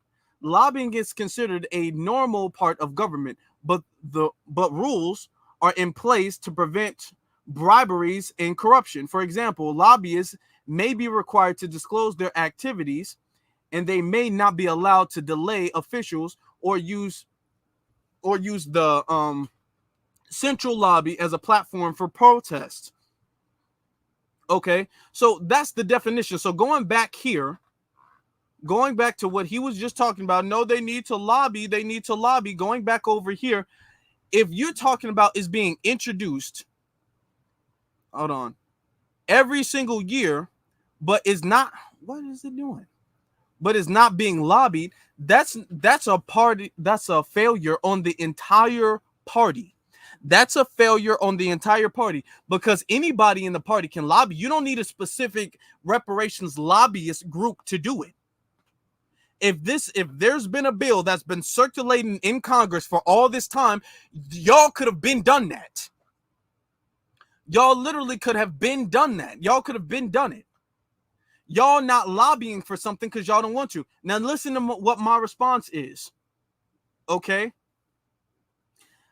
I said, they had House, Senate, and presidency at the start of the Biden-Harris administration.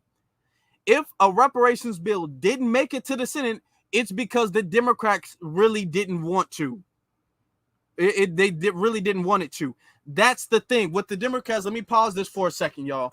What the Democrats do is they play this little game where they make it really easy so it can get shut down. When they really don't want to pass something, they just want the headlines to make it seem like they're trying to pass something.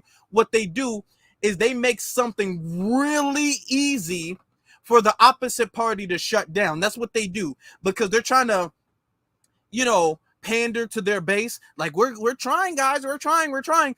But they make it super easy for the Republicans to shut it down. Now, let me show you something else. How I know. I want to show you this, because we bringing receipts tonight, y'all. Look at this. This is Biden. Biden threatens to veto $4.3 billion Israel aid without Ukraine fund. We're going to get into this a little bit. It says, the U.S. House of Representatives, now this was on the November 3rd, 2023. So this was last year.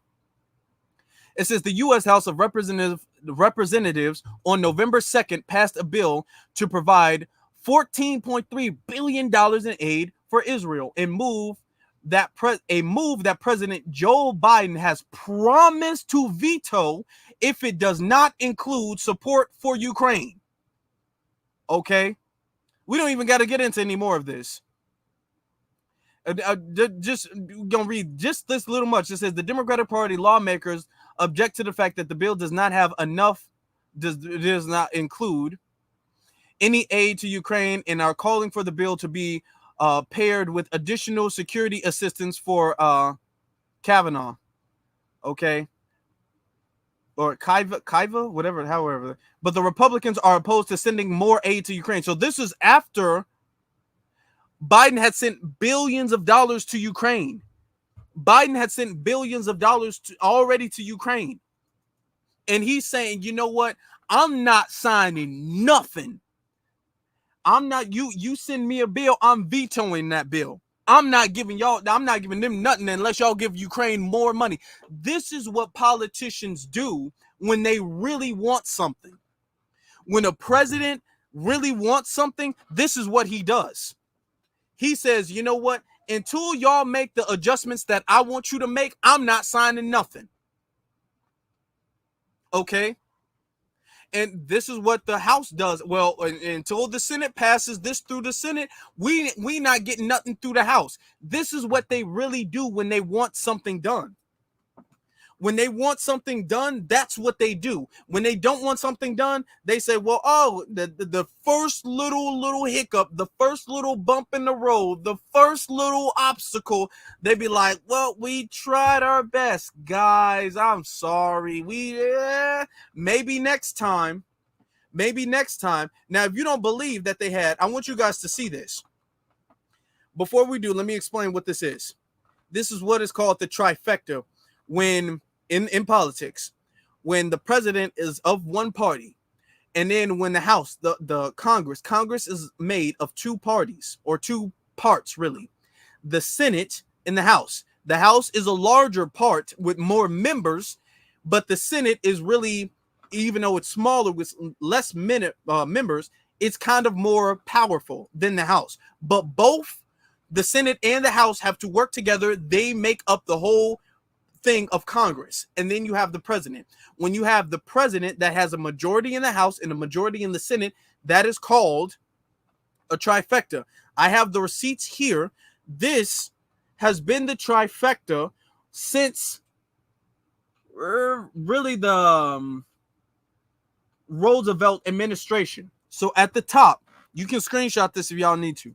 At the top, you have the presidency, then you have the Senate, then you have the House. So I want you guys to fast forward. So we're going to get into Clinton. I want you guys to go all the way up to Clinton. So before that, Reagan was the president, then Bush was the president. Reagan, he had the Senate, but he did not have the House. Bush didn't have the Senate or the House. When Bill Clinton got in office, Bill Clinton had the Senate and the House. All right.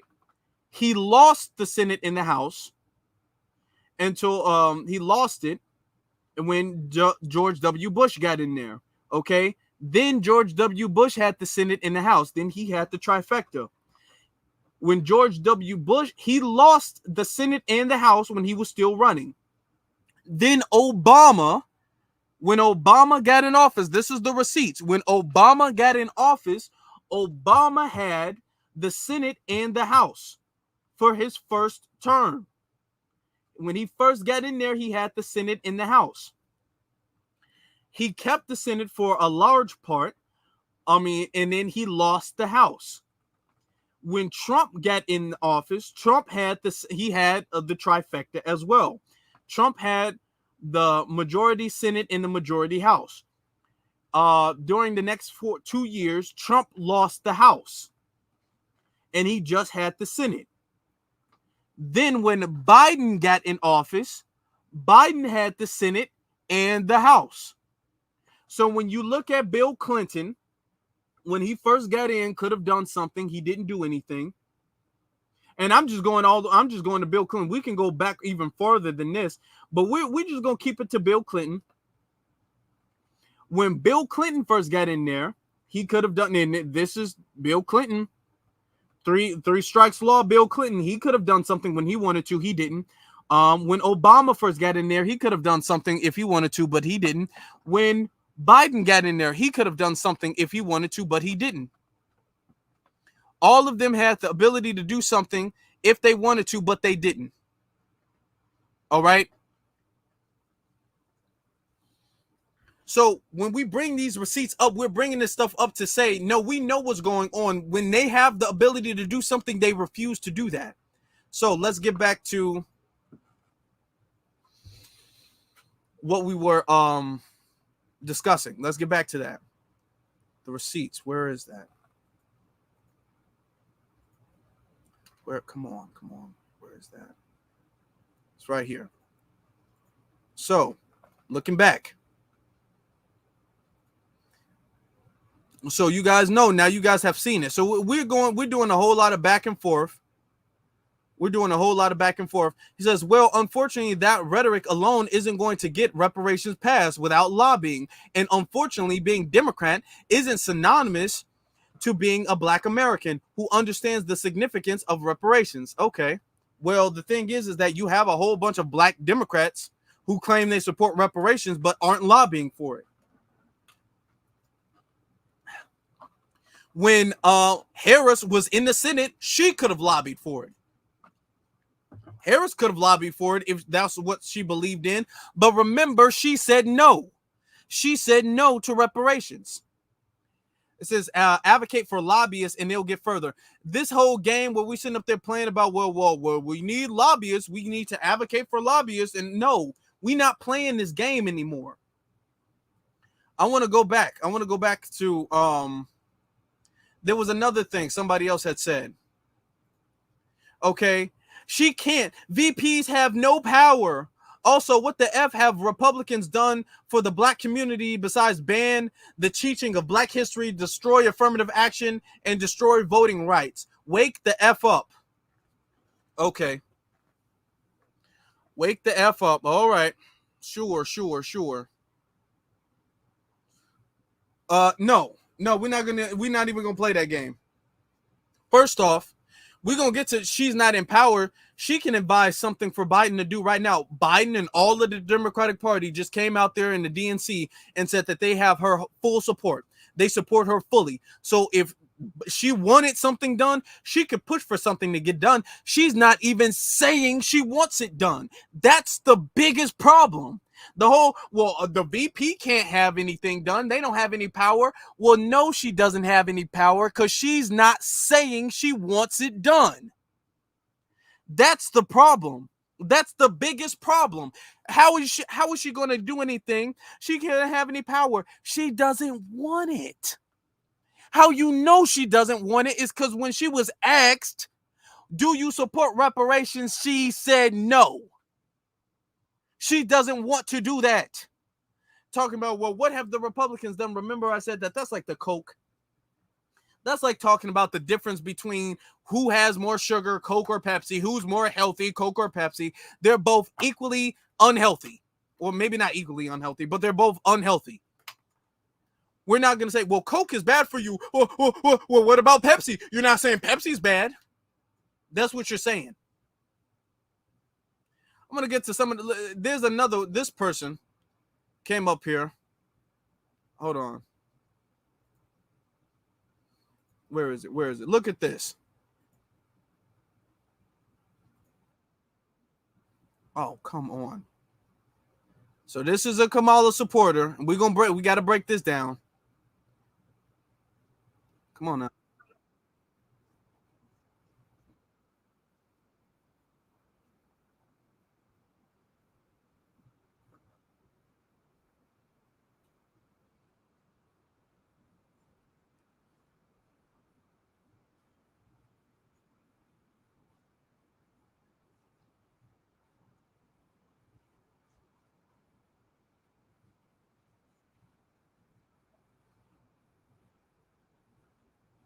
Okay.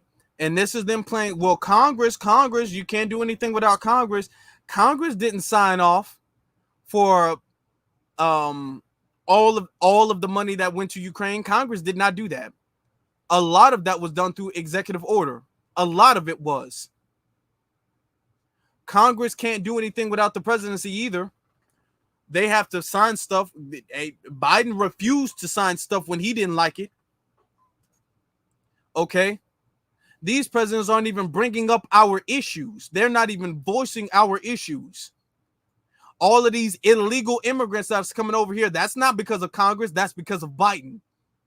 That's not because of Congress. That's because of Biden. So we're not going to play this game. Well, you know, the president, the vice president, and the president, they really can't do nothing without Congress. So now it's Congress. So if they can't do anything, then we don't need to vote. We don't need. Why are we supporting Harris? Every time we try to hold them accountable, hold on. Every time we try to hold them accountable, no sound. Hold on. Oh, God. Hold on for 1 second.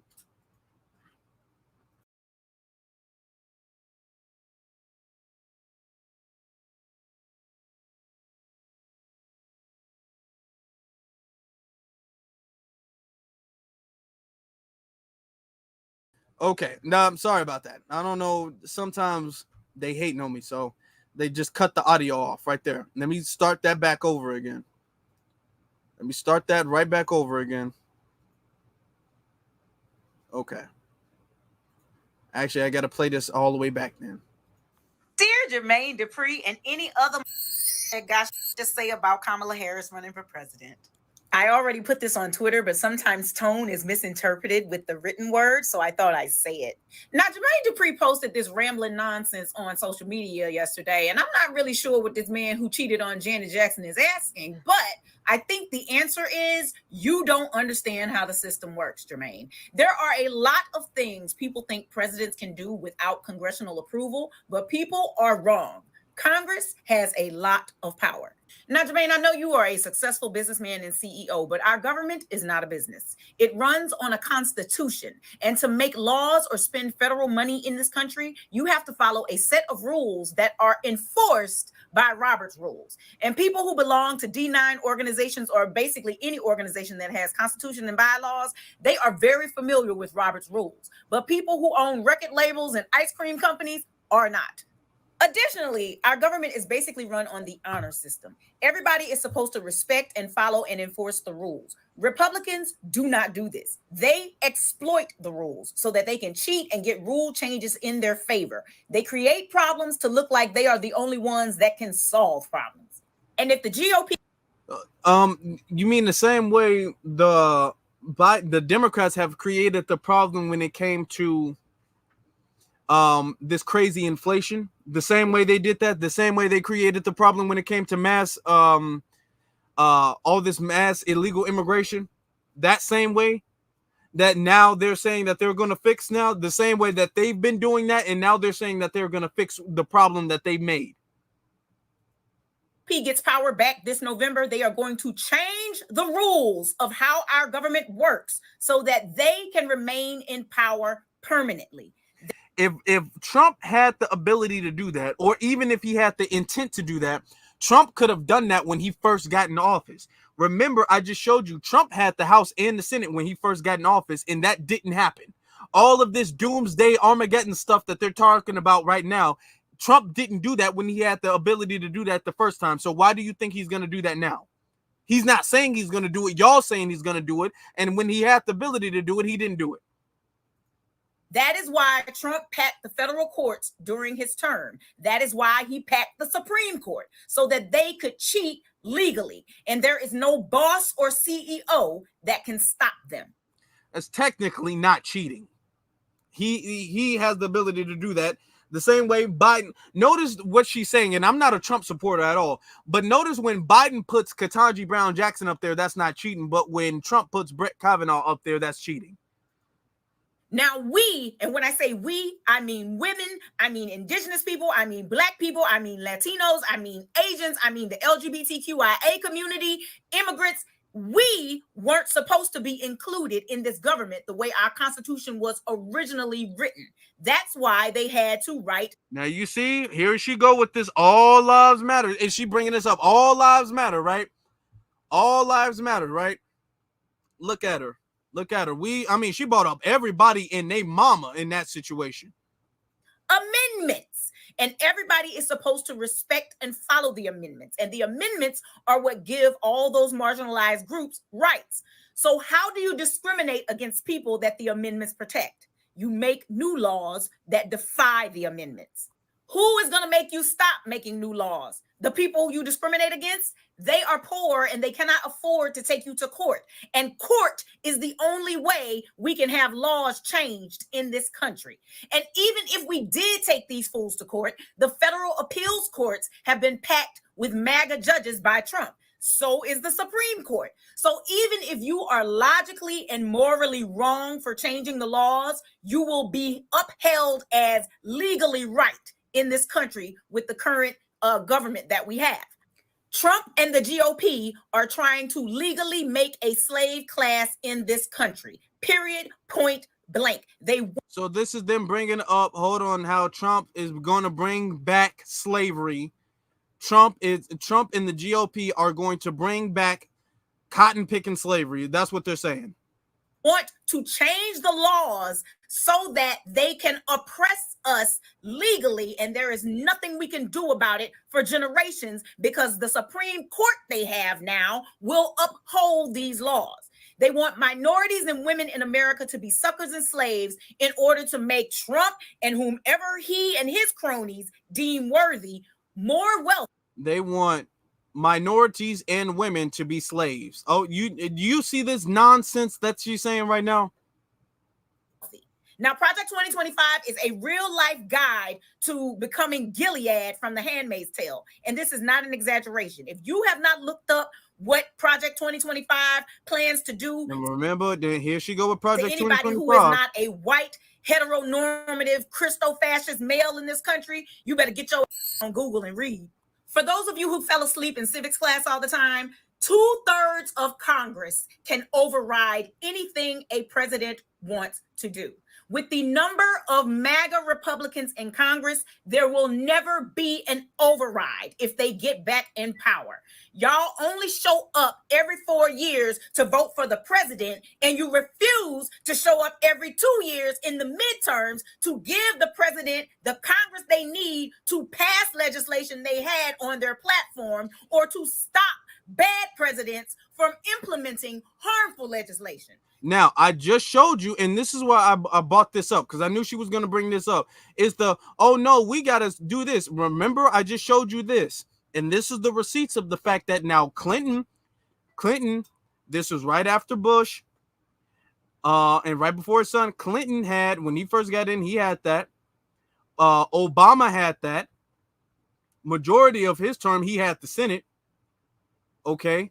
He lost it just before Trump.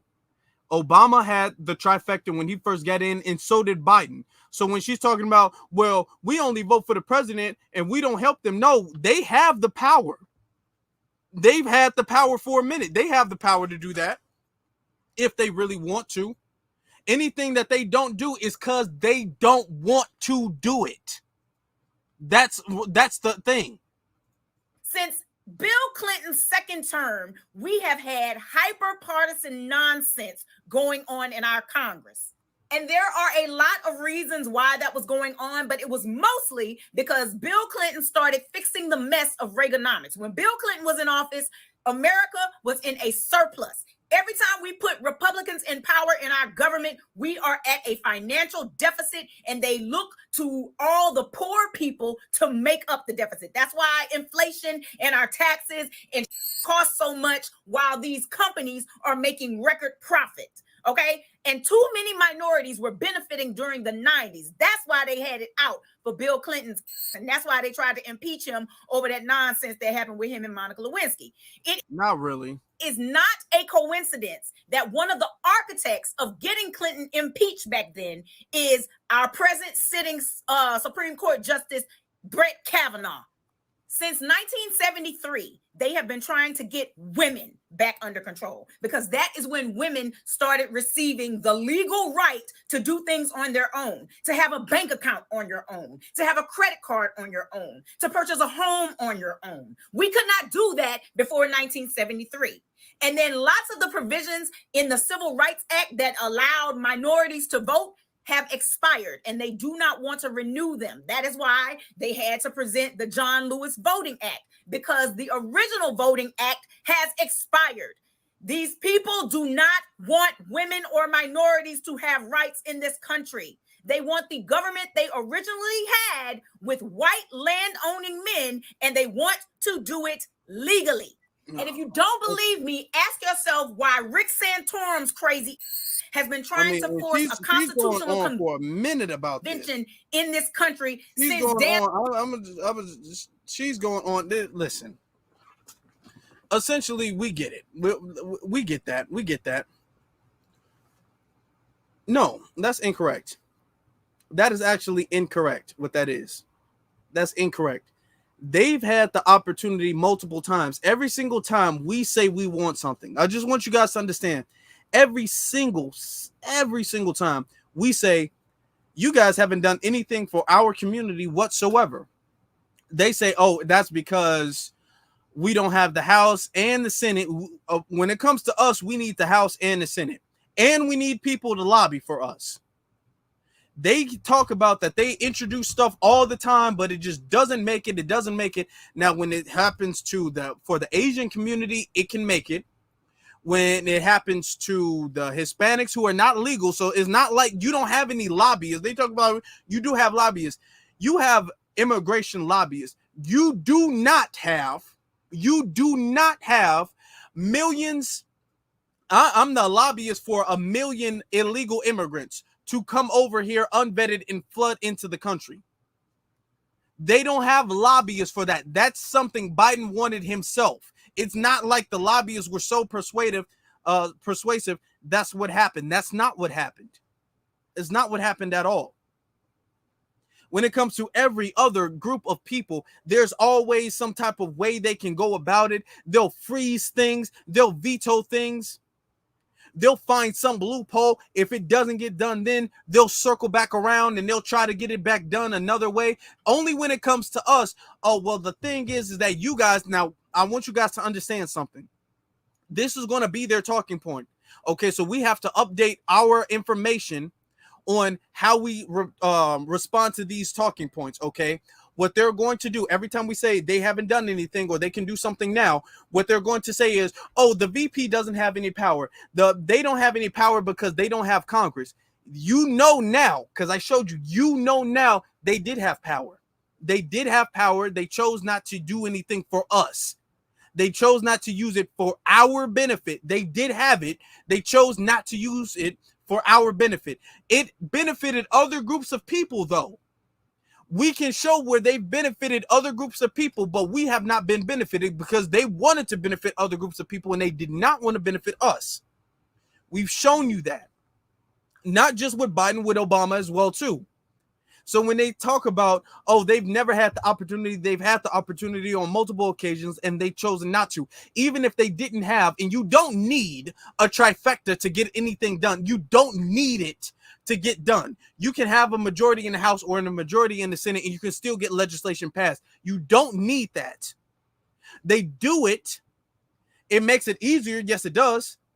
But they do it regardless when it comes to things that they truly want to be done. When it comes to things that they truly believe in, they can get it done. They can get that done when they truly want to believe in that. Because I showed you Biden was really willing to veto things if he didn't see what he wanted to see in those bills. Biden saying nobody gets nothing at all unless it includes money for Ukraine. He did not do that for reparations. Harris won't do it for reparations because she said no. Harris will not do it for reparations because she said no. Remember? So we're not, this is the update for the conversation, the argument. Because what they're going to do is they're going to keep us on saying, well, the VP doesn't have any power. Oh, well, no, well, the whole party. Because I want you guys to understand, our argument is not just for the VP. Our argument is for the entire party, the entire Democratic Party. They can do something right now if they really wanted to. All this HR 40, which is not really reparations, is just a conversation, which they've been kicking down the road, kicking the can down the road. They've been stalling. It's been this carrot on the stick, this HR 40, this carrot on the stick.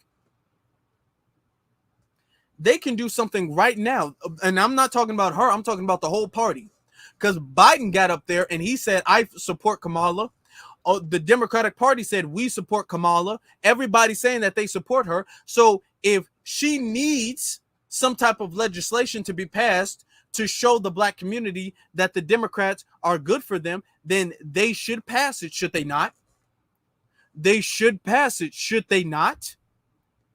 Because that's what she needs. Until then, I'm saying, hey, you're not getting no guaranteed support.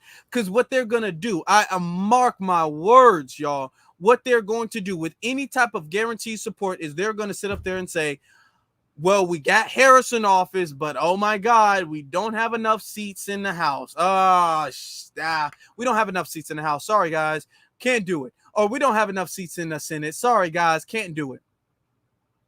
Maybe next time. And then when they get it, oh, hold on, guys, like we do got to focus on the re-election. So the reparations is a little bit divisive. Let's wait till we get in on the second term. And on the second term, we got you. We got you on that second term.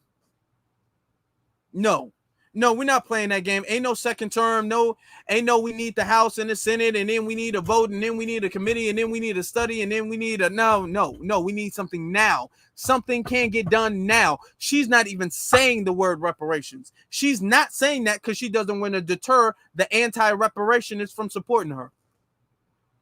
She's fine. I think she's fine. She doesn't want to support reparations. She doesn't have to. We don't have to support her at all. Or in the Democratic Party ever. The GOP wants to come and take our everything away, and we all, I guess that's just what it is. I guess we're just going to let the chip, not that we support the GOP, not that we support Trump, the Republicans, but we're going to let the chips fall where they may. Because the whole Trump is the boogeyman, hey, that's only a game y'all can only play so many times. I'm not going to lie to you. Because that was a Hail Mary. You really, if you know football, you really only get one Hail Mary. You only get one of those. And y'all used it when y'all got Biden in office. The whole Trump is the boogeyman, and we're better than Trump. At least not Trump. We're the lesser evils of Trump. That's not. A lot of people are starting to realize, like, hey, now that's not really what that is. That Trump is the lesser of two evils. The people are feeling like, I don't know about that. I don't know about that. Y'all didn't fulfill any of the promises. Y'all ignored us. Y'all got in the office and told us to kiss y'all ass. So, hey, the way I'm seeing it, if Trump gets in, that's good for him. I'm not saying I want him to. I'm not saying I don't. But if he gets in, that's good for him. Y'all should have done better to keep him out, which means, or y'all should have done better to put yourselves in, not keep him out, but put yourselves in. Y'all didn't do good enough. Our job isn't to make sure he doesn't get in there. Our job is to advocate for our issues. You not doing it. He ain't doing it. We backing up. The Democrats don't get any guaranteed support. Trump is not this big bad boogeyman. Y'all tried to play that game before. It didn't. It worked one time. If y'all thinking that y'all are going forever in a day, forever throw these Hail Marys about this, the other party is the villain, the other party is some type of doomsday, the other party, hey, that only, you can only play that one good time. You can only play that one good time, which is why they're struggling now. Which is why they have to, because before it was this flood. Now they're struggling. Now you got the shields crashing out. Luke was just in the space, wilding out, crashing out. I've already went in his space and knocked him down. They're crashing out right now because that Hail Mary play that they used to get Biden in office, hey, you're trying to use it this time, it's not going to work a second time. Y'all can't be throwing the ball all the way down the field over and over and over again. Y'all can do that one good time. Y'all barely made it at that time too. One good time can y'all get that done once. And then the next time is, hey, Now y'all gonna have to run a better play. Y'all can't do the whole, oh, Trump is the best. We gotta stop Trump. We just gotta stop Trump. Oh, we gotta stop Project 2025. We gotta stop Project 2025. No. See, that's why they're not saying it as much anymore. Remember? I said, hey, they're gonna ease up by saying Project 2025. Notice that like a month or two ago, there was Project 2025. That's all you were hearing is Project 2025. Now you're not really hearing it that much. We're closer to the election date, and you're hearing Project 2025 less. I called that. I said that was going to happen. I said, hey, that Project 2025 thing, that's not really going to work. They're going to stop doing that because they're going to realize that that's not really gaining the traction that they need. It's not gaining the traction that they need. It's not scaring people like they need it to. It's actually having the reverse because it's actually annoying people. And once people find out that that's not Trump's plan, they're going to shut the whole thing down. So every so often they bring it up. But not really. They don't bring up that Project 2025 thing. See, y'all Hail Mary plays, that's not really working no more. So y'all gonna have to come up with some tangibles and quick.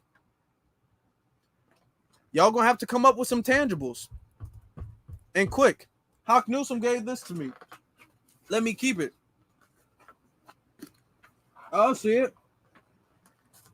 Hold on, let me make sure that the camera, I can't really see the camera. Y'all see it? Shout out to him, that look cool. Hey, the thing is that, and somebody says she's leading in the polls. The thing is that, and I want you guys to understand, they're going to bring up the polls a lot. Guess who else was leading in the polls? Hillary Clinton. In all of the polls, Hillary Clinton was whooping Donald Trump. She was whooping Donald Trump in the polls. They was like, Hillary is going to win by a landslide. It's going to be like something we've never seen before. And that did not happen. Because what the polls do is they only calculate the registered voters. In these elections, you need a lot of people who are not registered to register and go vote. So you're counting the likelihood of the registered voters, not people who are going to register and vote for maybe Trump or maybe not register at all. There's a lot of people. It might be by the sample size that you guys are calculating this from. Yeah, you're going to have a lot of black people. Like I said, most black people, if you ask who they're going to vote for between a Democrat or a Republican, they're going to choose the Democratic Party because they are so brainwashed into thinking that the Democratic Party is not racist. But the thing is, that number is getting smaller and smaller. The guaranteed, I'm not going to say the number, but the guaranteed number of black people who are vote blue, no matter who, is getting smaller and smaller and less significant. The number of black people who are independent is growing.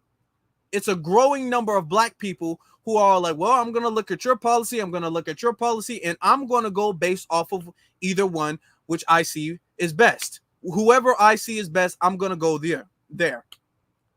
It's a growing number of black people who believe in that. It's a growing number of people kind of who believe in that, to be very honest with you. The number, I'm gonna be very honest, the number of party loyal people is not really as big as you guys might think it is. Of people who, no matter what, they're sticking to their party. Not really as big as you think it is, to be very honest with you. In this election, you need more than to rely on the vote blue no matter who, because that percentage is not going to get you in White House. There was vote blue no matter who. When Hillary ran, Hillary didn't get in. Hillary did not get in because that vote blue no matter who, that's a small little percentage who's going to vote blue no matter who. They're not going to get in.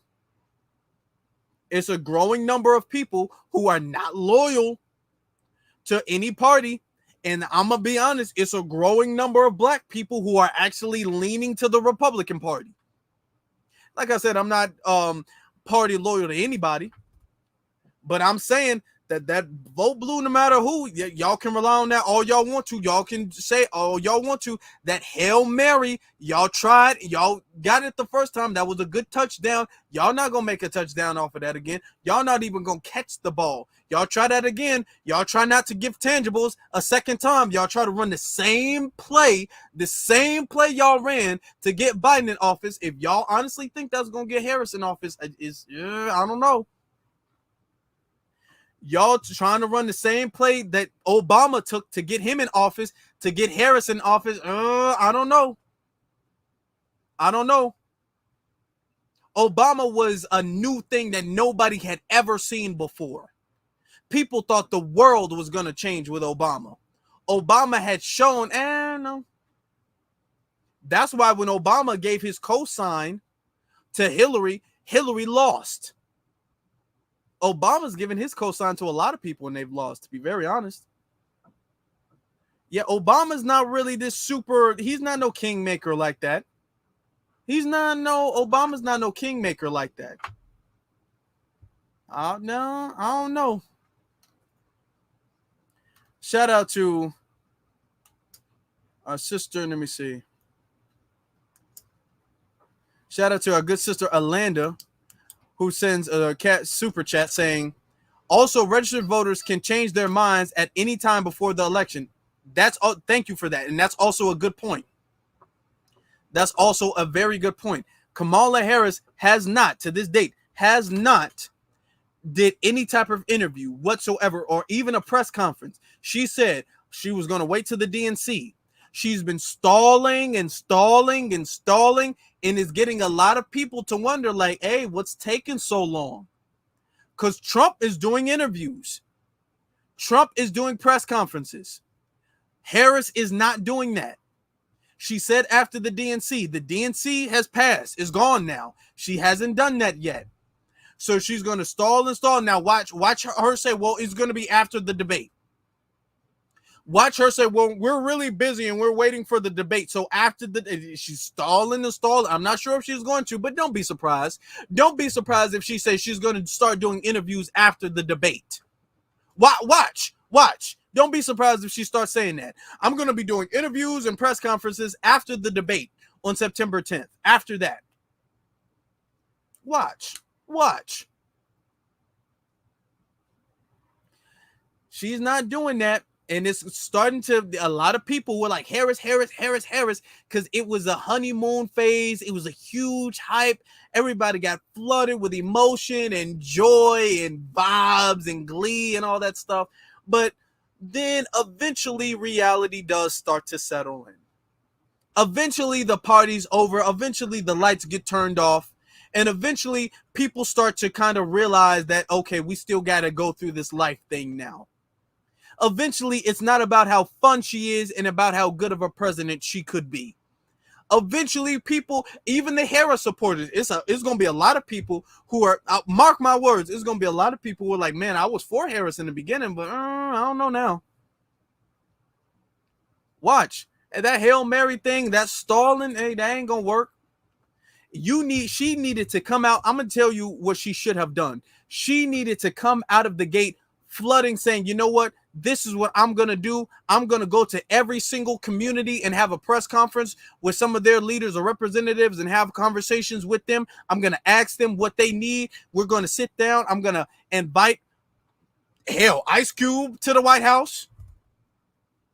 You sitting up there having conversations with Quavo, but you're not having conversations with Ice Cube. And I'm not even saying that Ice Cube is even on that anymore because we haven't heard him bring it up in the last 4 years. But I'm saying you're not having conversations with him, Dr. Claude Anderson, nobody. You're having conversations with Quavo, of all people, but you're not having conversations with nobody who can actually represent for the community in a positive way. You're not. That's what Harris should have done. Instead of having Megan Thee Stallion twerk on stage, you should have had, actually, I want you guys to answer that. Instead of having Megan Thee Stallion on the stage, I want to know, who do you guys think that Kamala Harris should have brought on? Just give me some names. Who do you think, besides having Megan Thee Stallion and Quavo speak on Harris's campaign, speak on her big rally, who should she have had on that. She could have had, and they would have done it. Tariq offered for Harris to come to the museum. From what I understand, there has not been any word from the Harris campaign. She could have had them, even if Dr. Anderson couldn't have actually been there physically. She could have had a Zoom thing. Like another one, she could have had Tariq. She could have had Teslin. Teslin would have been a very good one to have up there. Okay. Even Erykah Badu, that would have brought a more classy thing to it. She could have had Dr. Anderson. I'm talking about people who are going to represent us in a positive way. There's a lot of people. I would have went up there, to be honest. I would have went up there. There's a lot. Yeah. You could have bought Marcel. Marcel could have went up there and he could have spoke. There's a lot of people in this reparations movement that you could have had up there and they could have spoke on behalf of reparations. Okay. Like I said, Dr. Clyde, and yeah, it's a lot of people you could have had up there, but you had Megan Thee Stallion up there. To be honest, it would have been better if you wanted to bring an athlete. If you really wanted, not an athlete, if you really wanted to bring an entertainer up there, I would have had more respect, to be honest. And I'm not saying I agree with everything that he said. I would have had more respect if you bought Killer Mike up there. There's some things Killer Mike has said that I disagree with, but I think Killer Mike would have been a better look. You would have been at least taken more serious if you bought Killer Mike up there. You would have been taken more serious if you bought T.I. up there. Because they've had intellectual conversations on these issues and of issues in the community. You said he was married at the. Let me see. Question. Let me see. We got another super chat from our good sister, Alanda. Says, question. Do you think that how Biden governs up until November will determine if Harris gets elected? Can he mess it up for her? To be honest, I don't know. And why I say that, hold on. Get that off. Why I say that is because Biden has already messed up and he's fumbled his campaign. What the dominant society and the media has done is they created a big separation between Biden and Harris. Notice, I want you guys to understand something. They're not even bringing up Biden and Harris in the same sentence. They try to make as much distance from Harris and Biden as possible. So at this point, Biden has already crashed out. He's already burned. He's already done. They're trying to say there is absolutely nothing that Biden's done that's connected to Harris whatsoever. So I don't think Biden can mess this up for her. Harris has to mess this up for herself. Because the media has already created too much separation. So if Biden allows a million more illegals to come in, the media is going to say, well, that's Biden. The shills are going to say, well, that's Biden. Technically. And they're going to say Harris has nothing to do with it.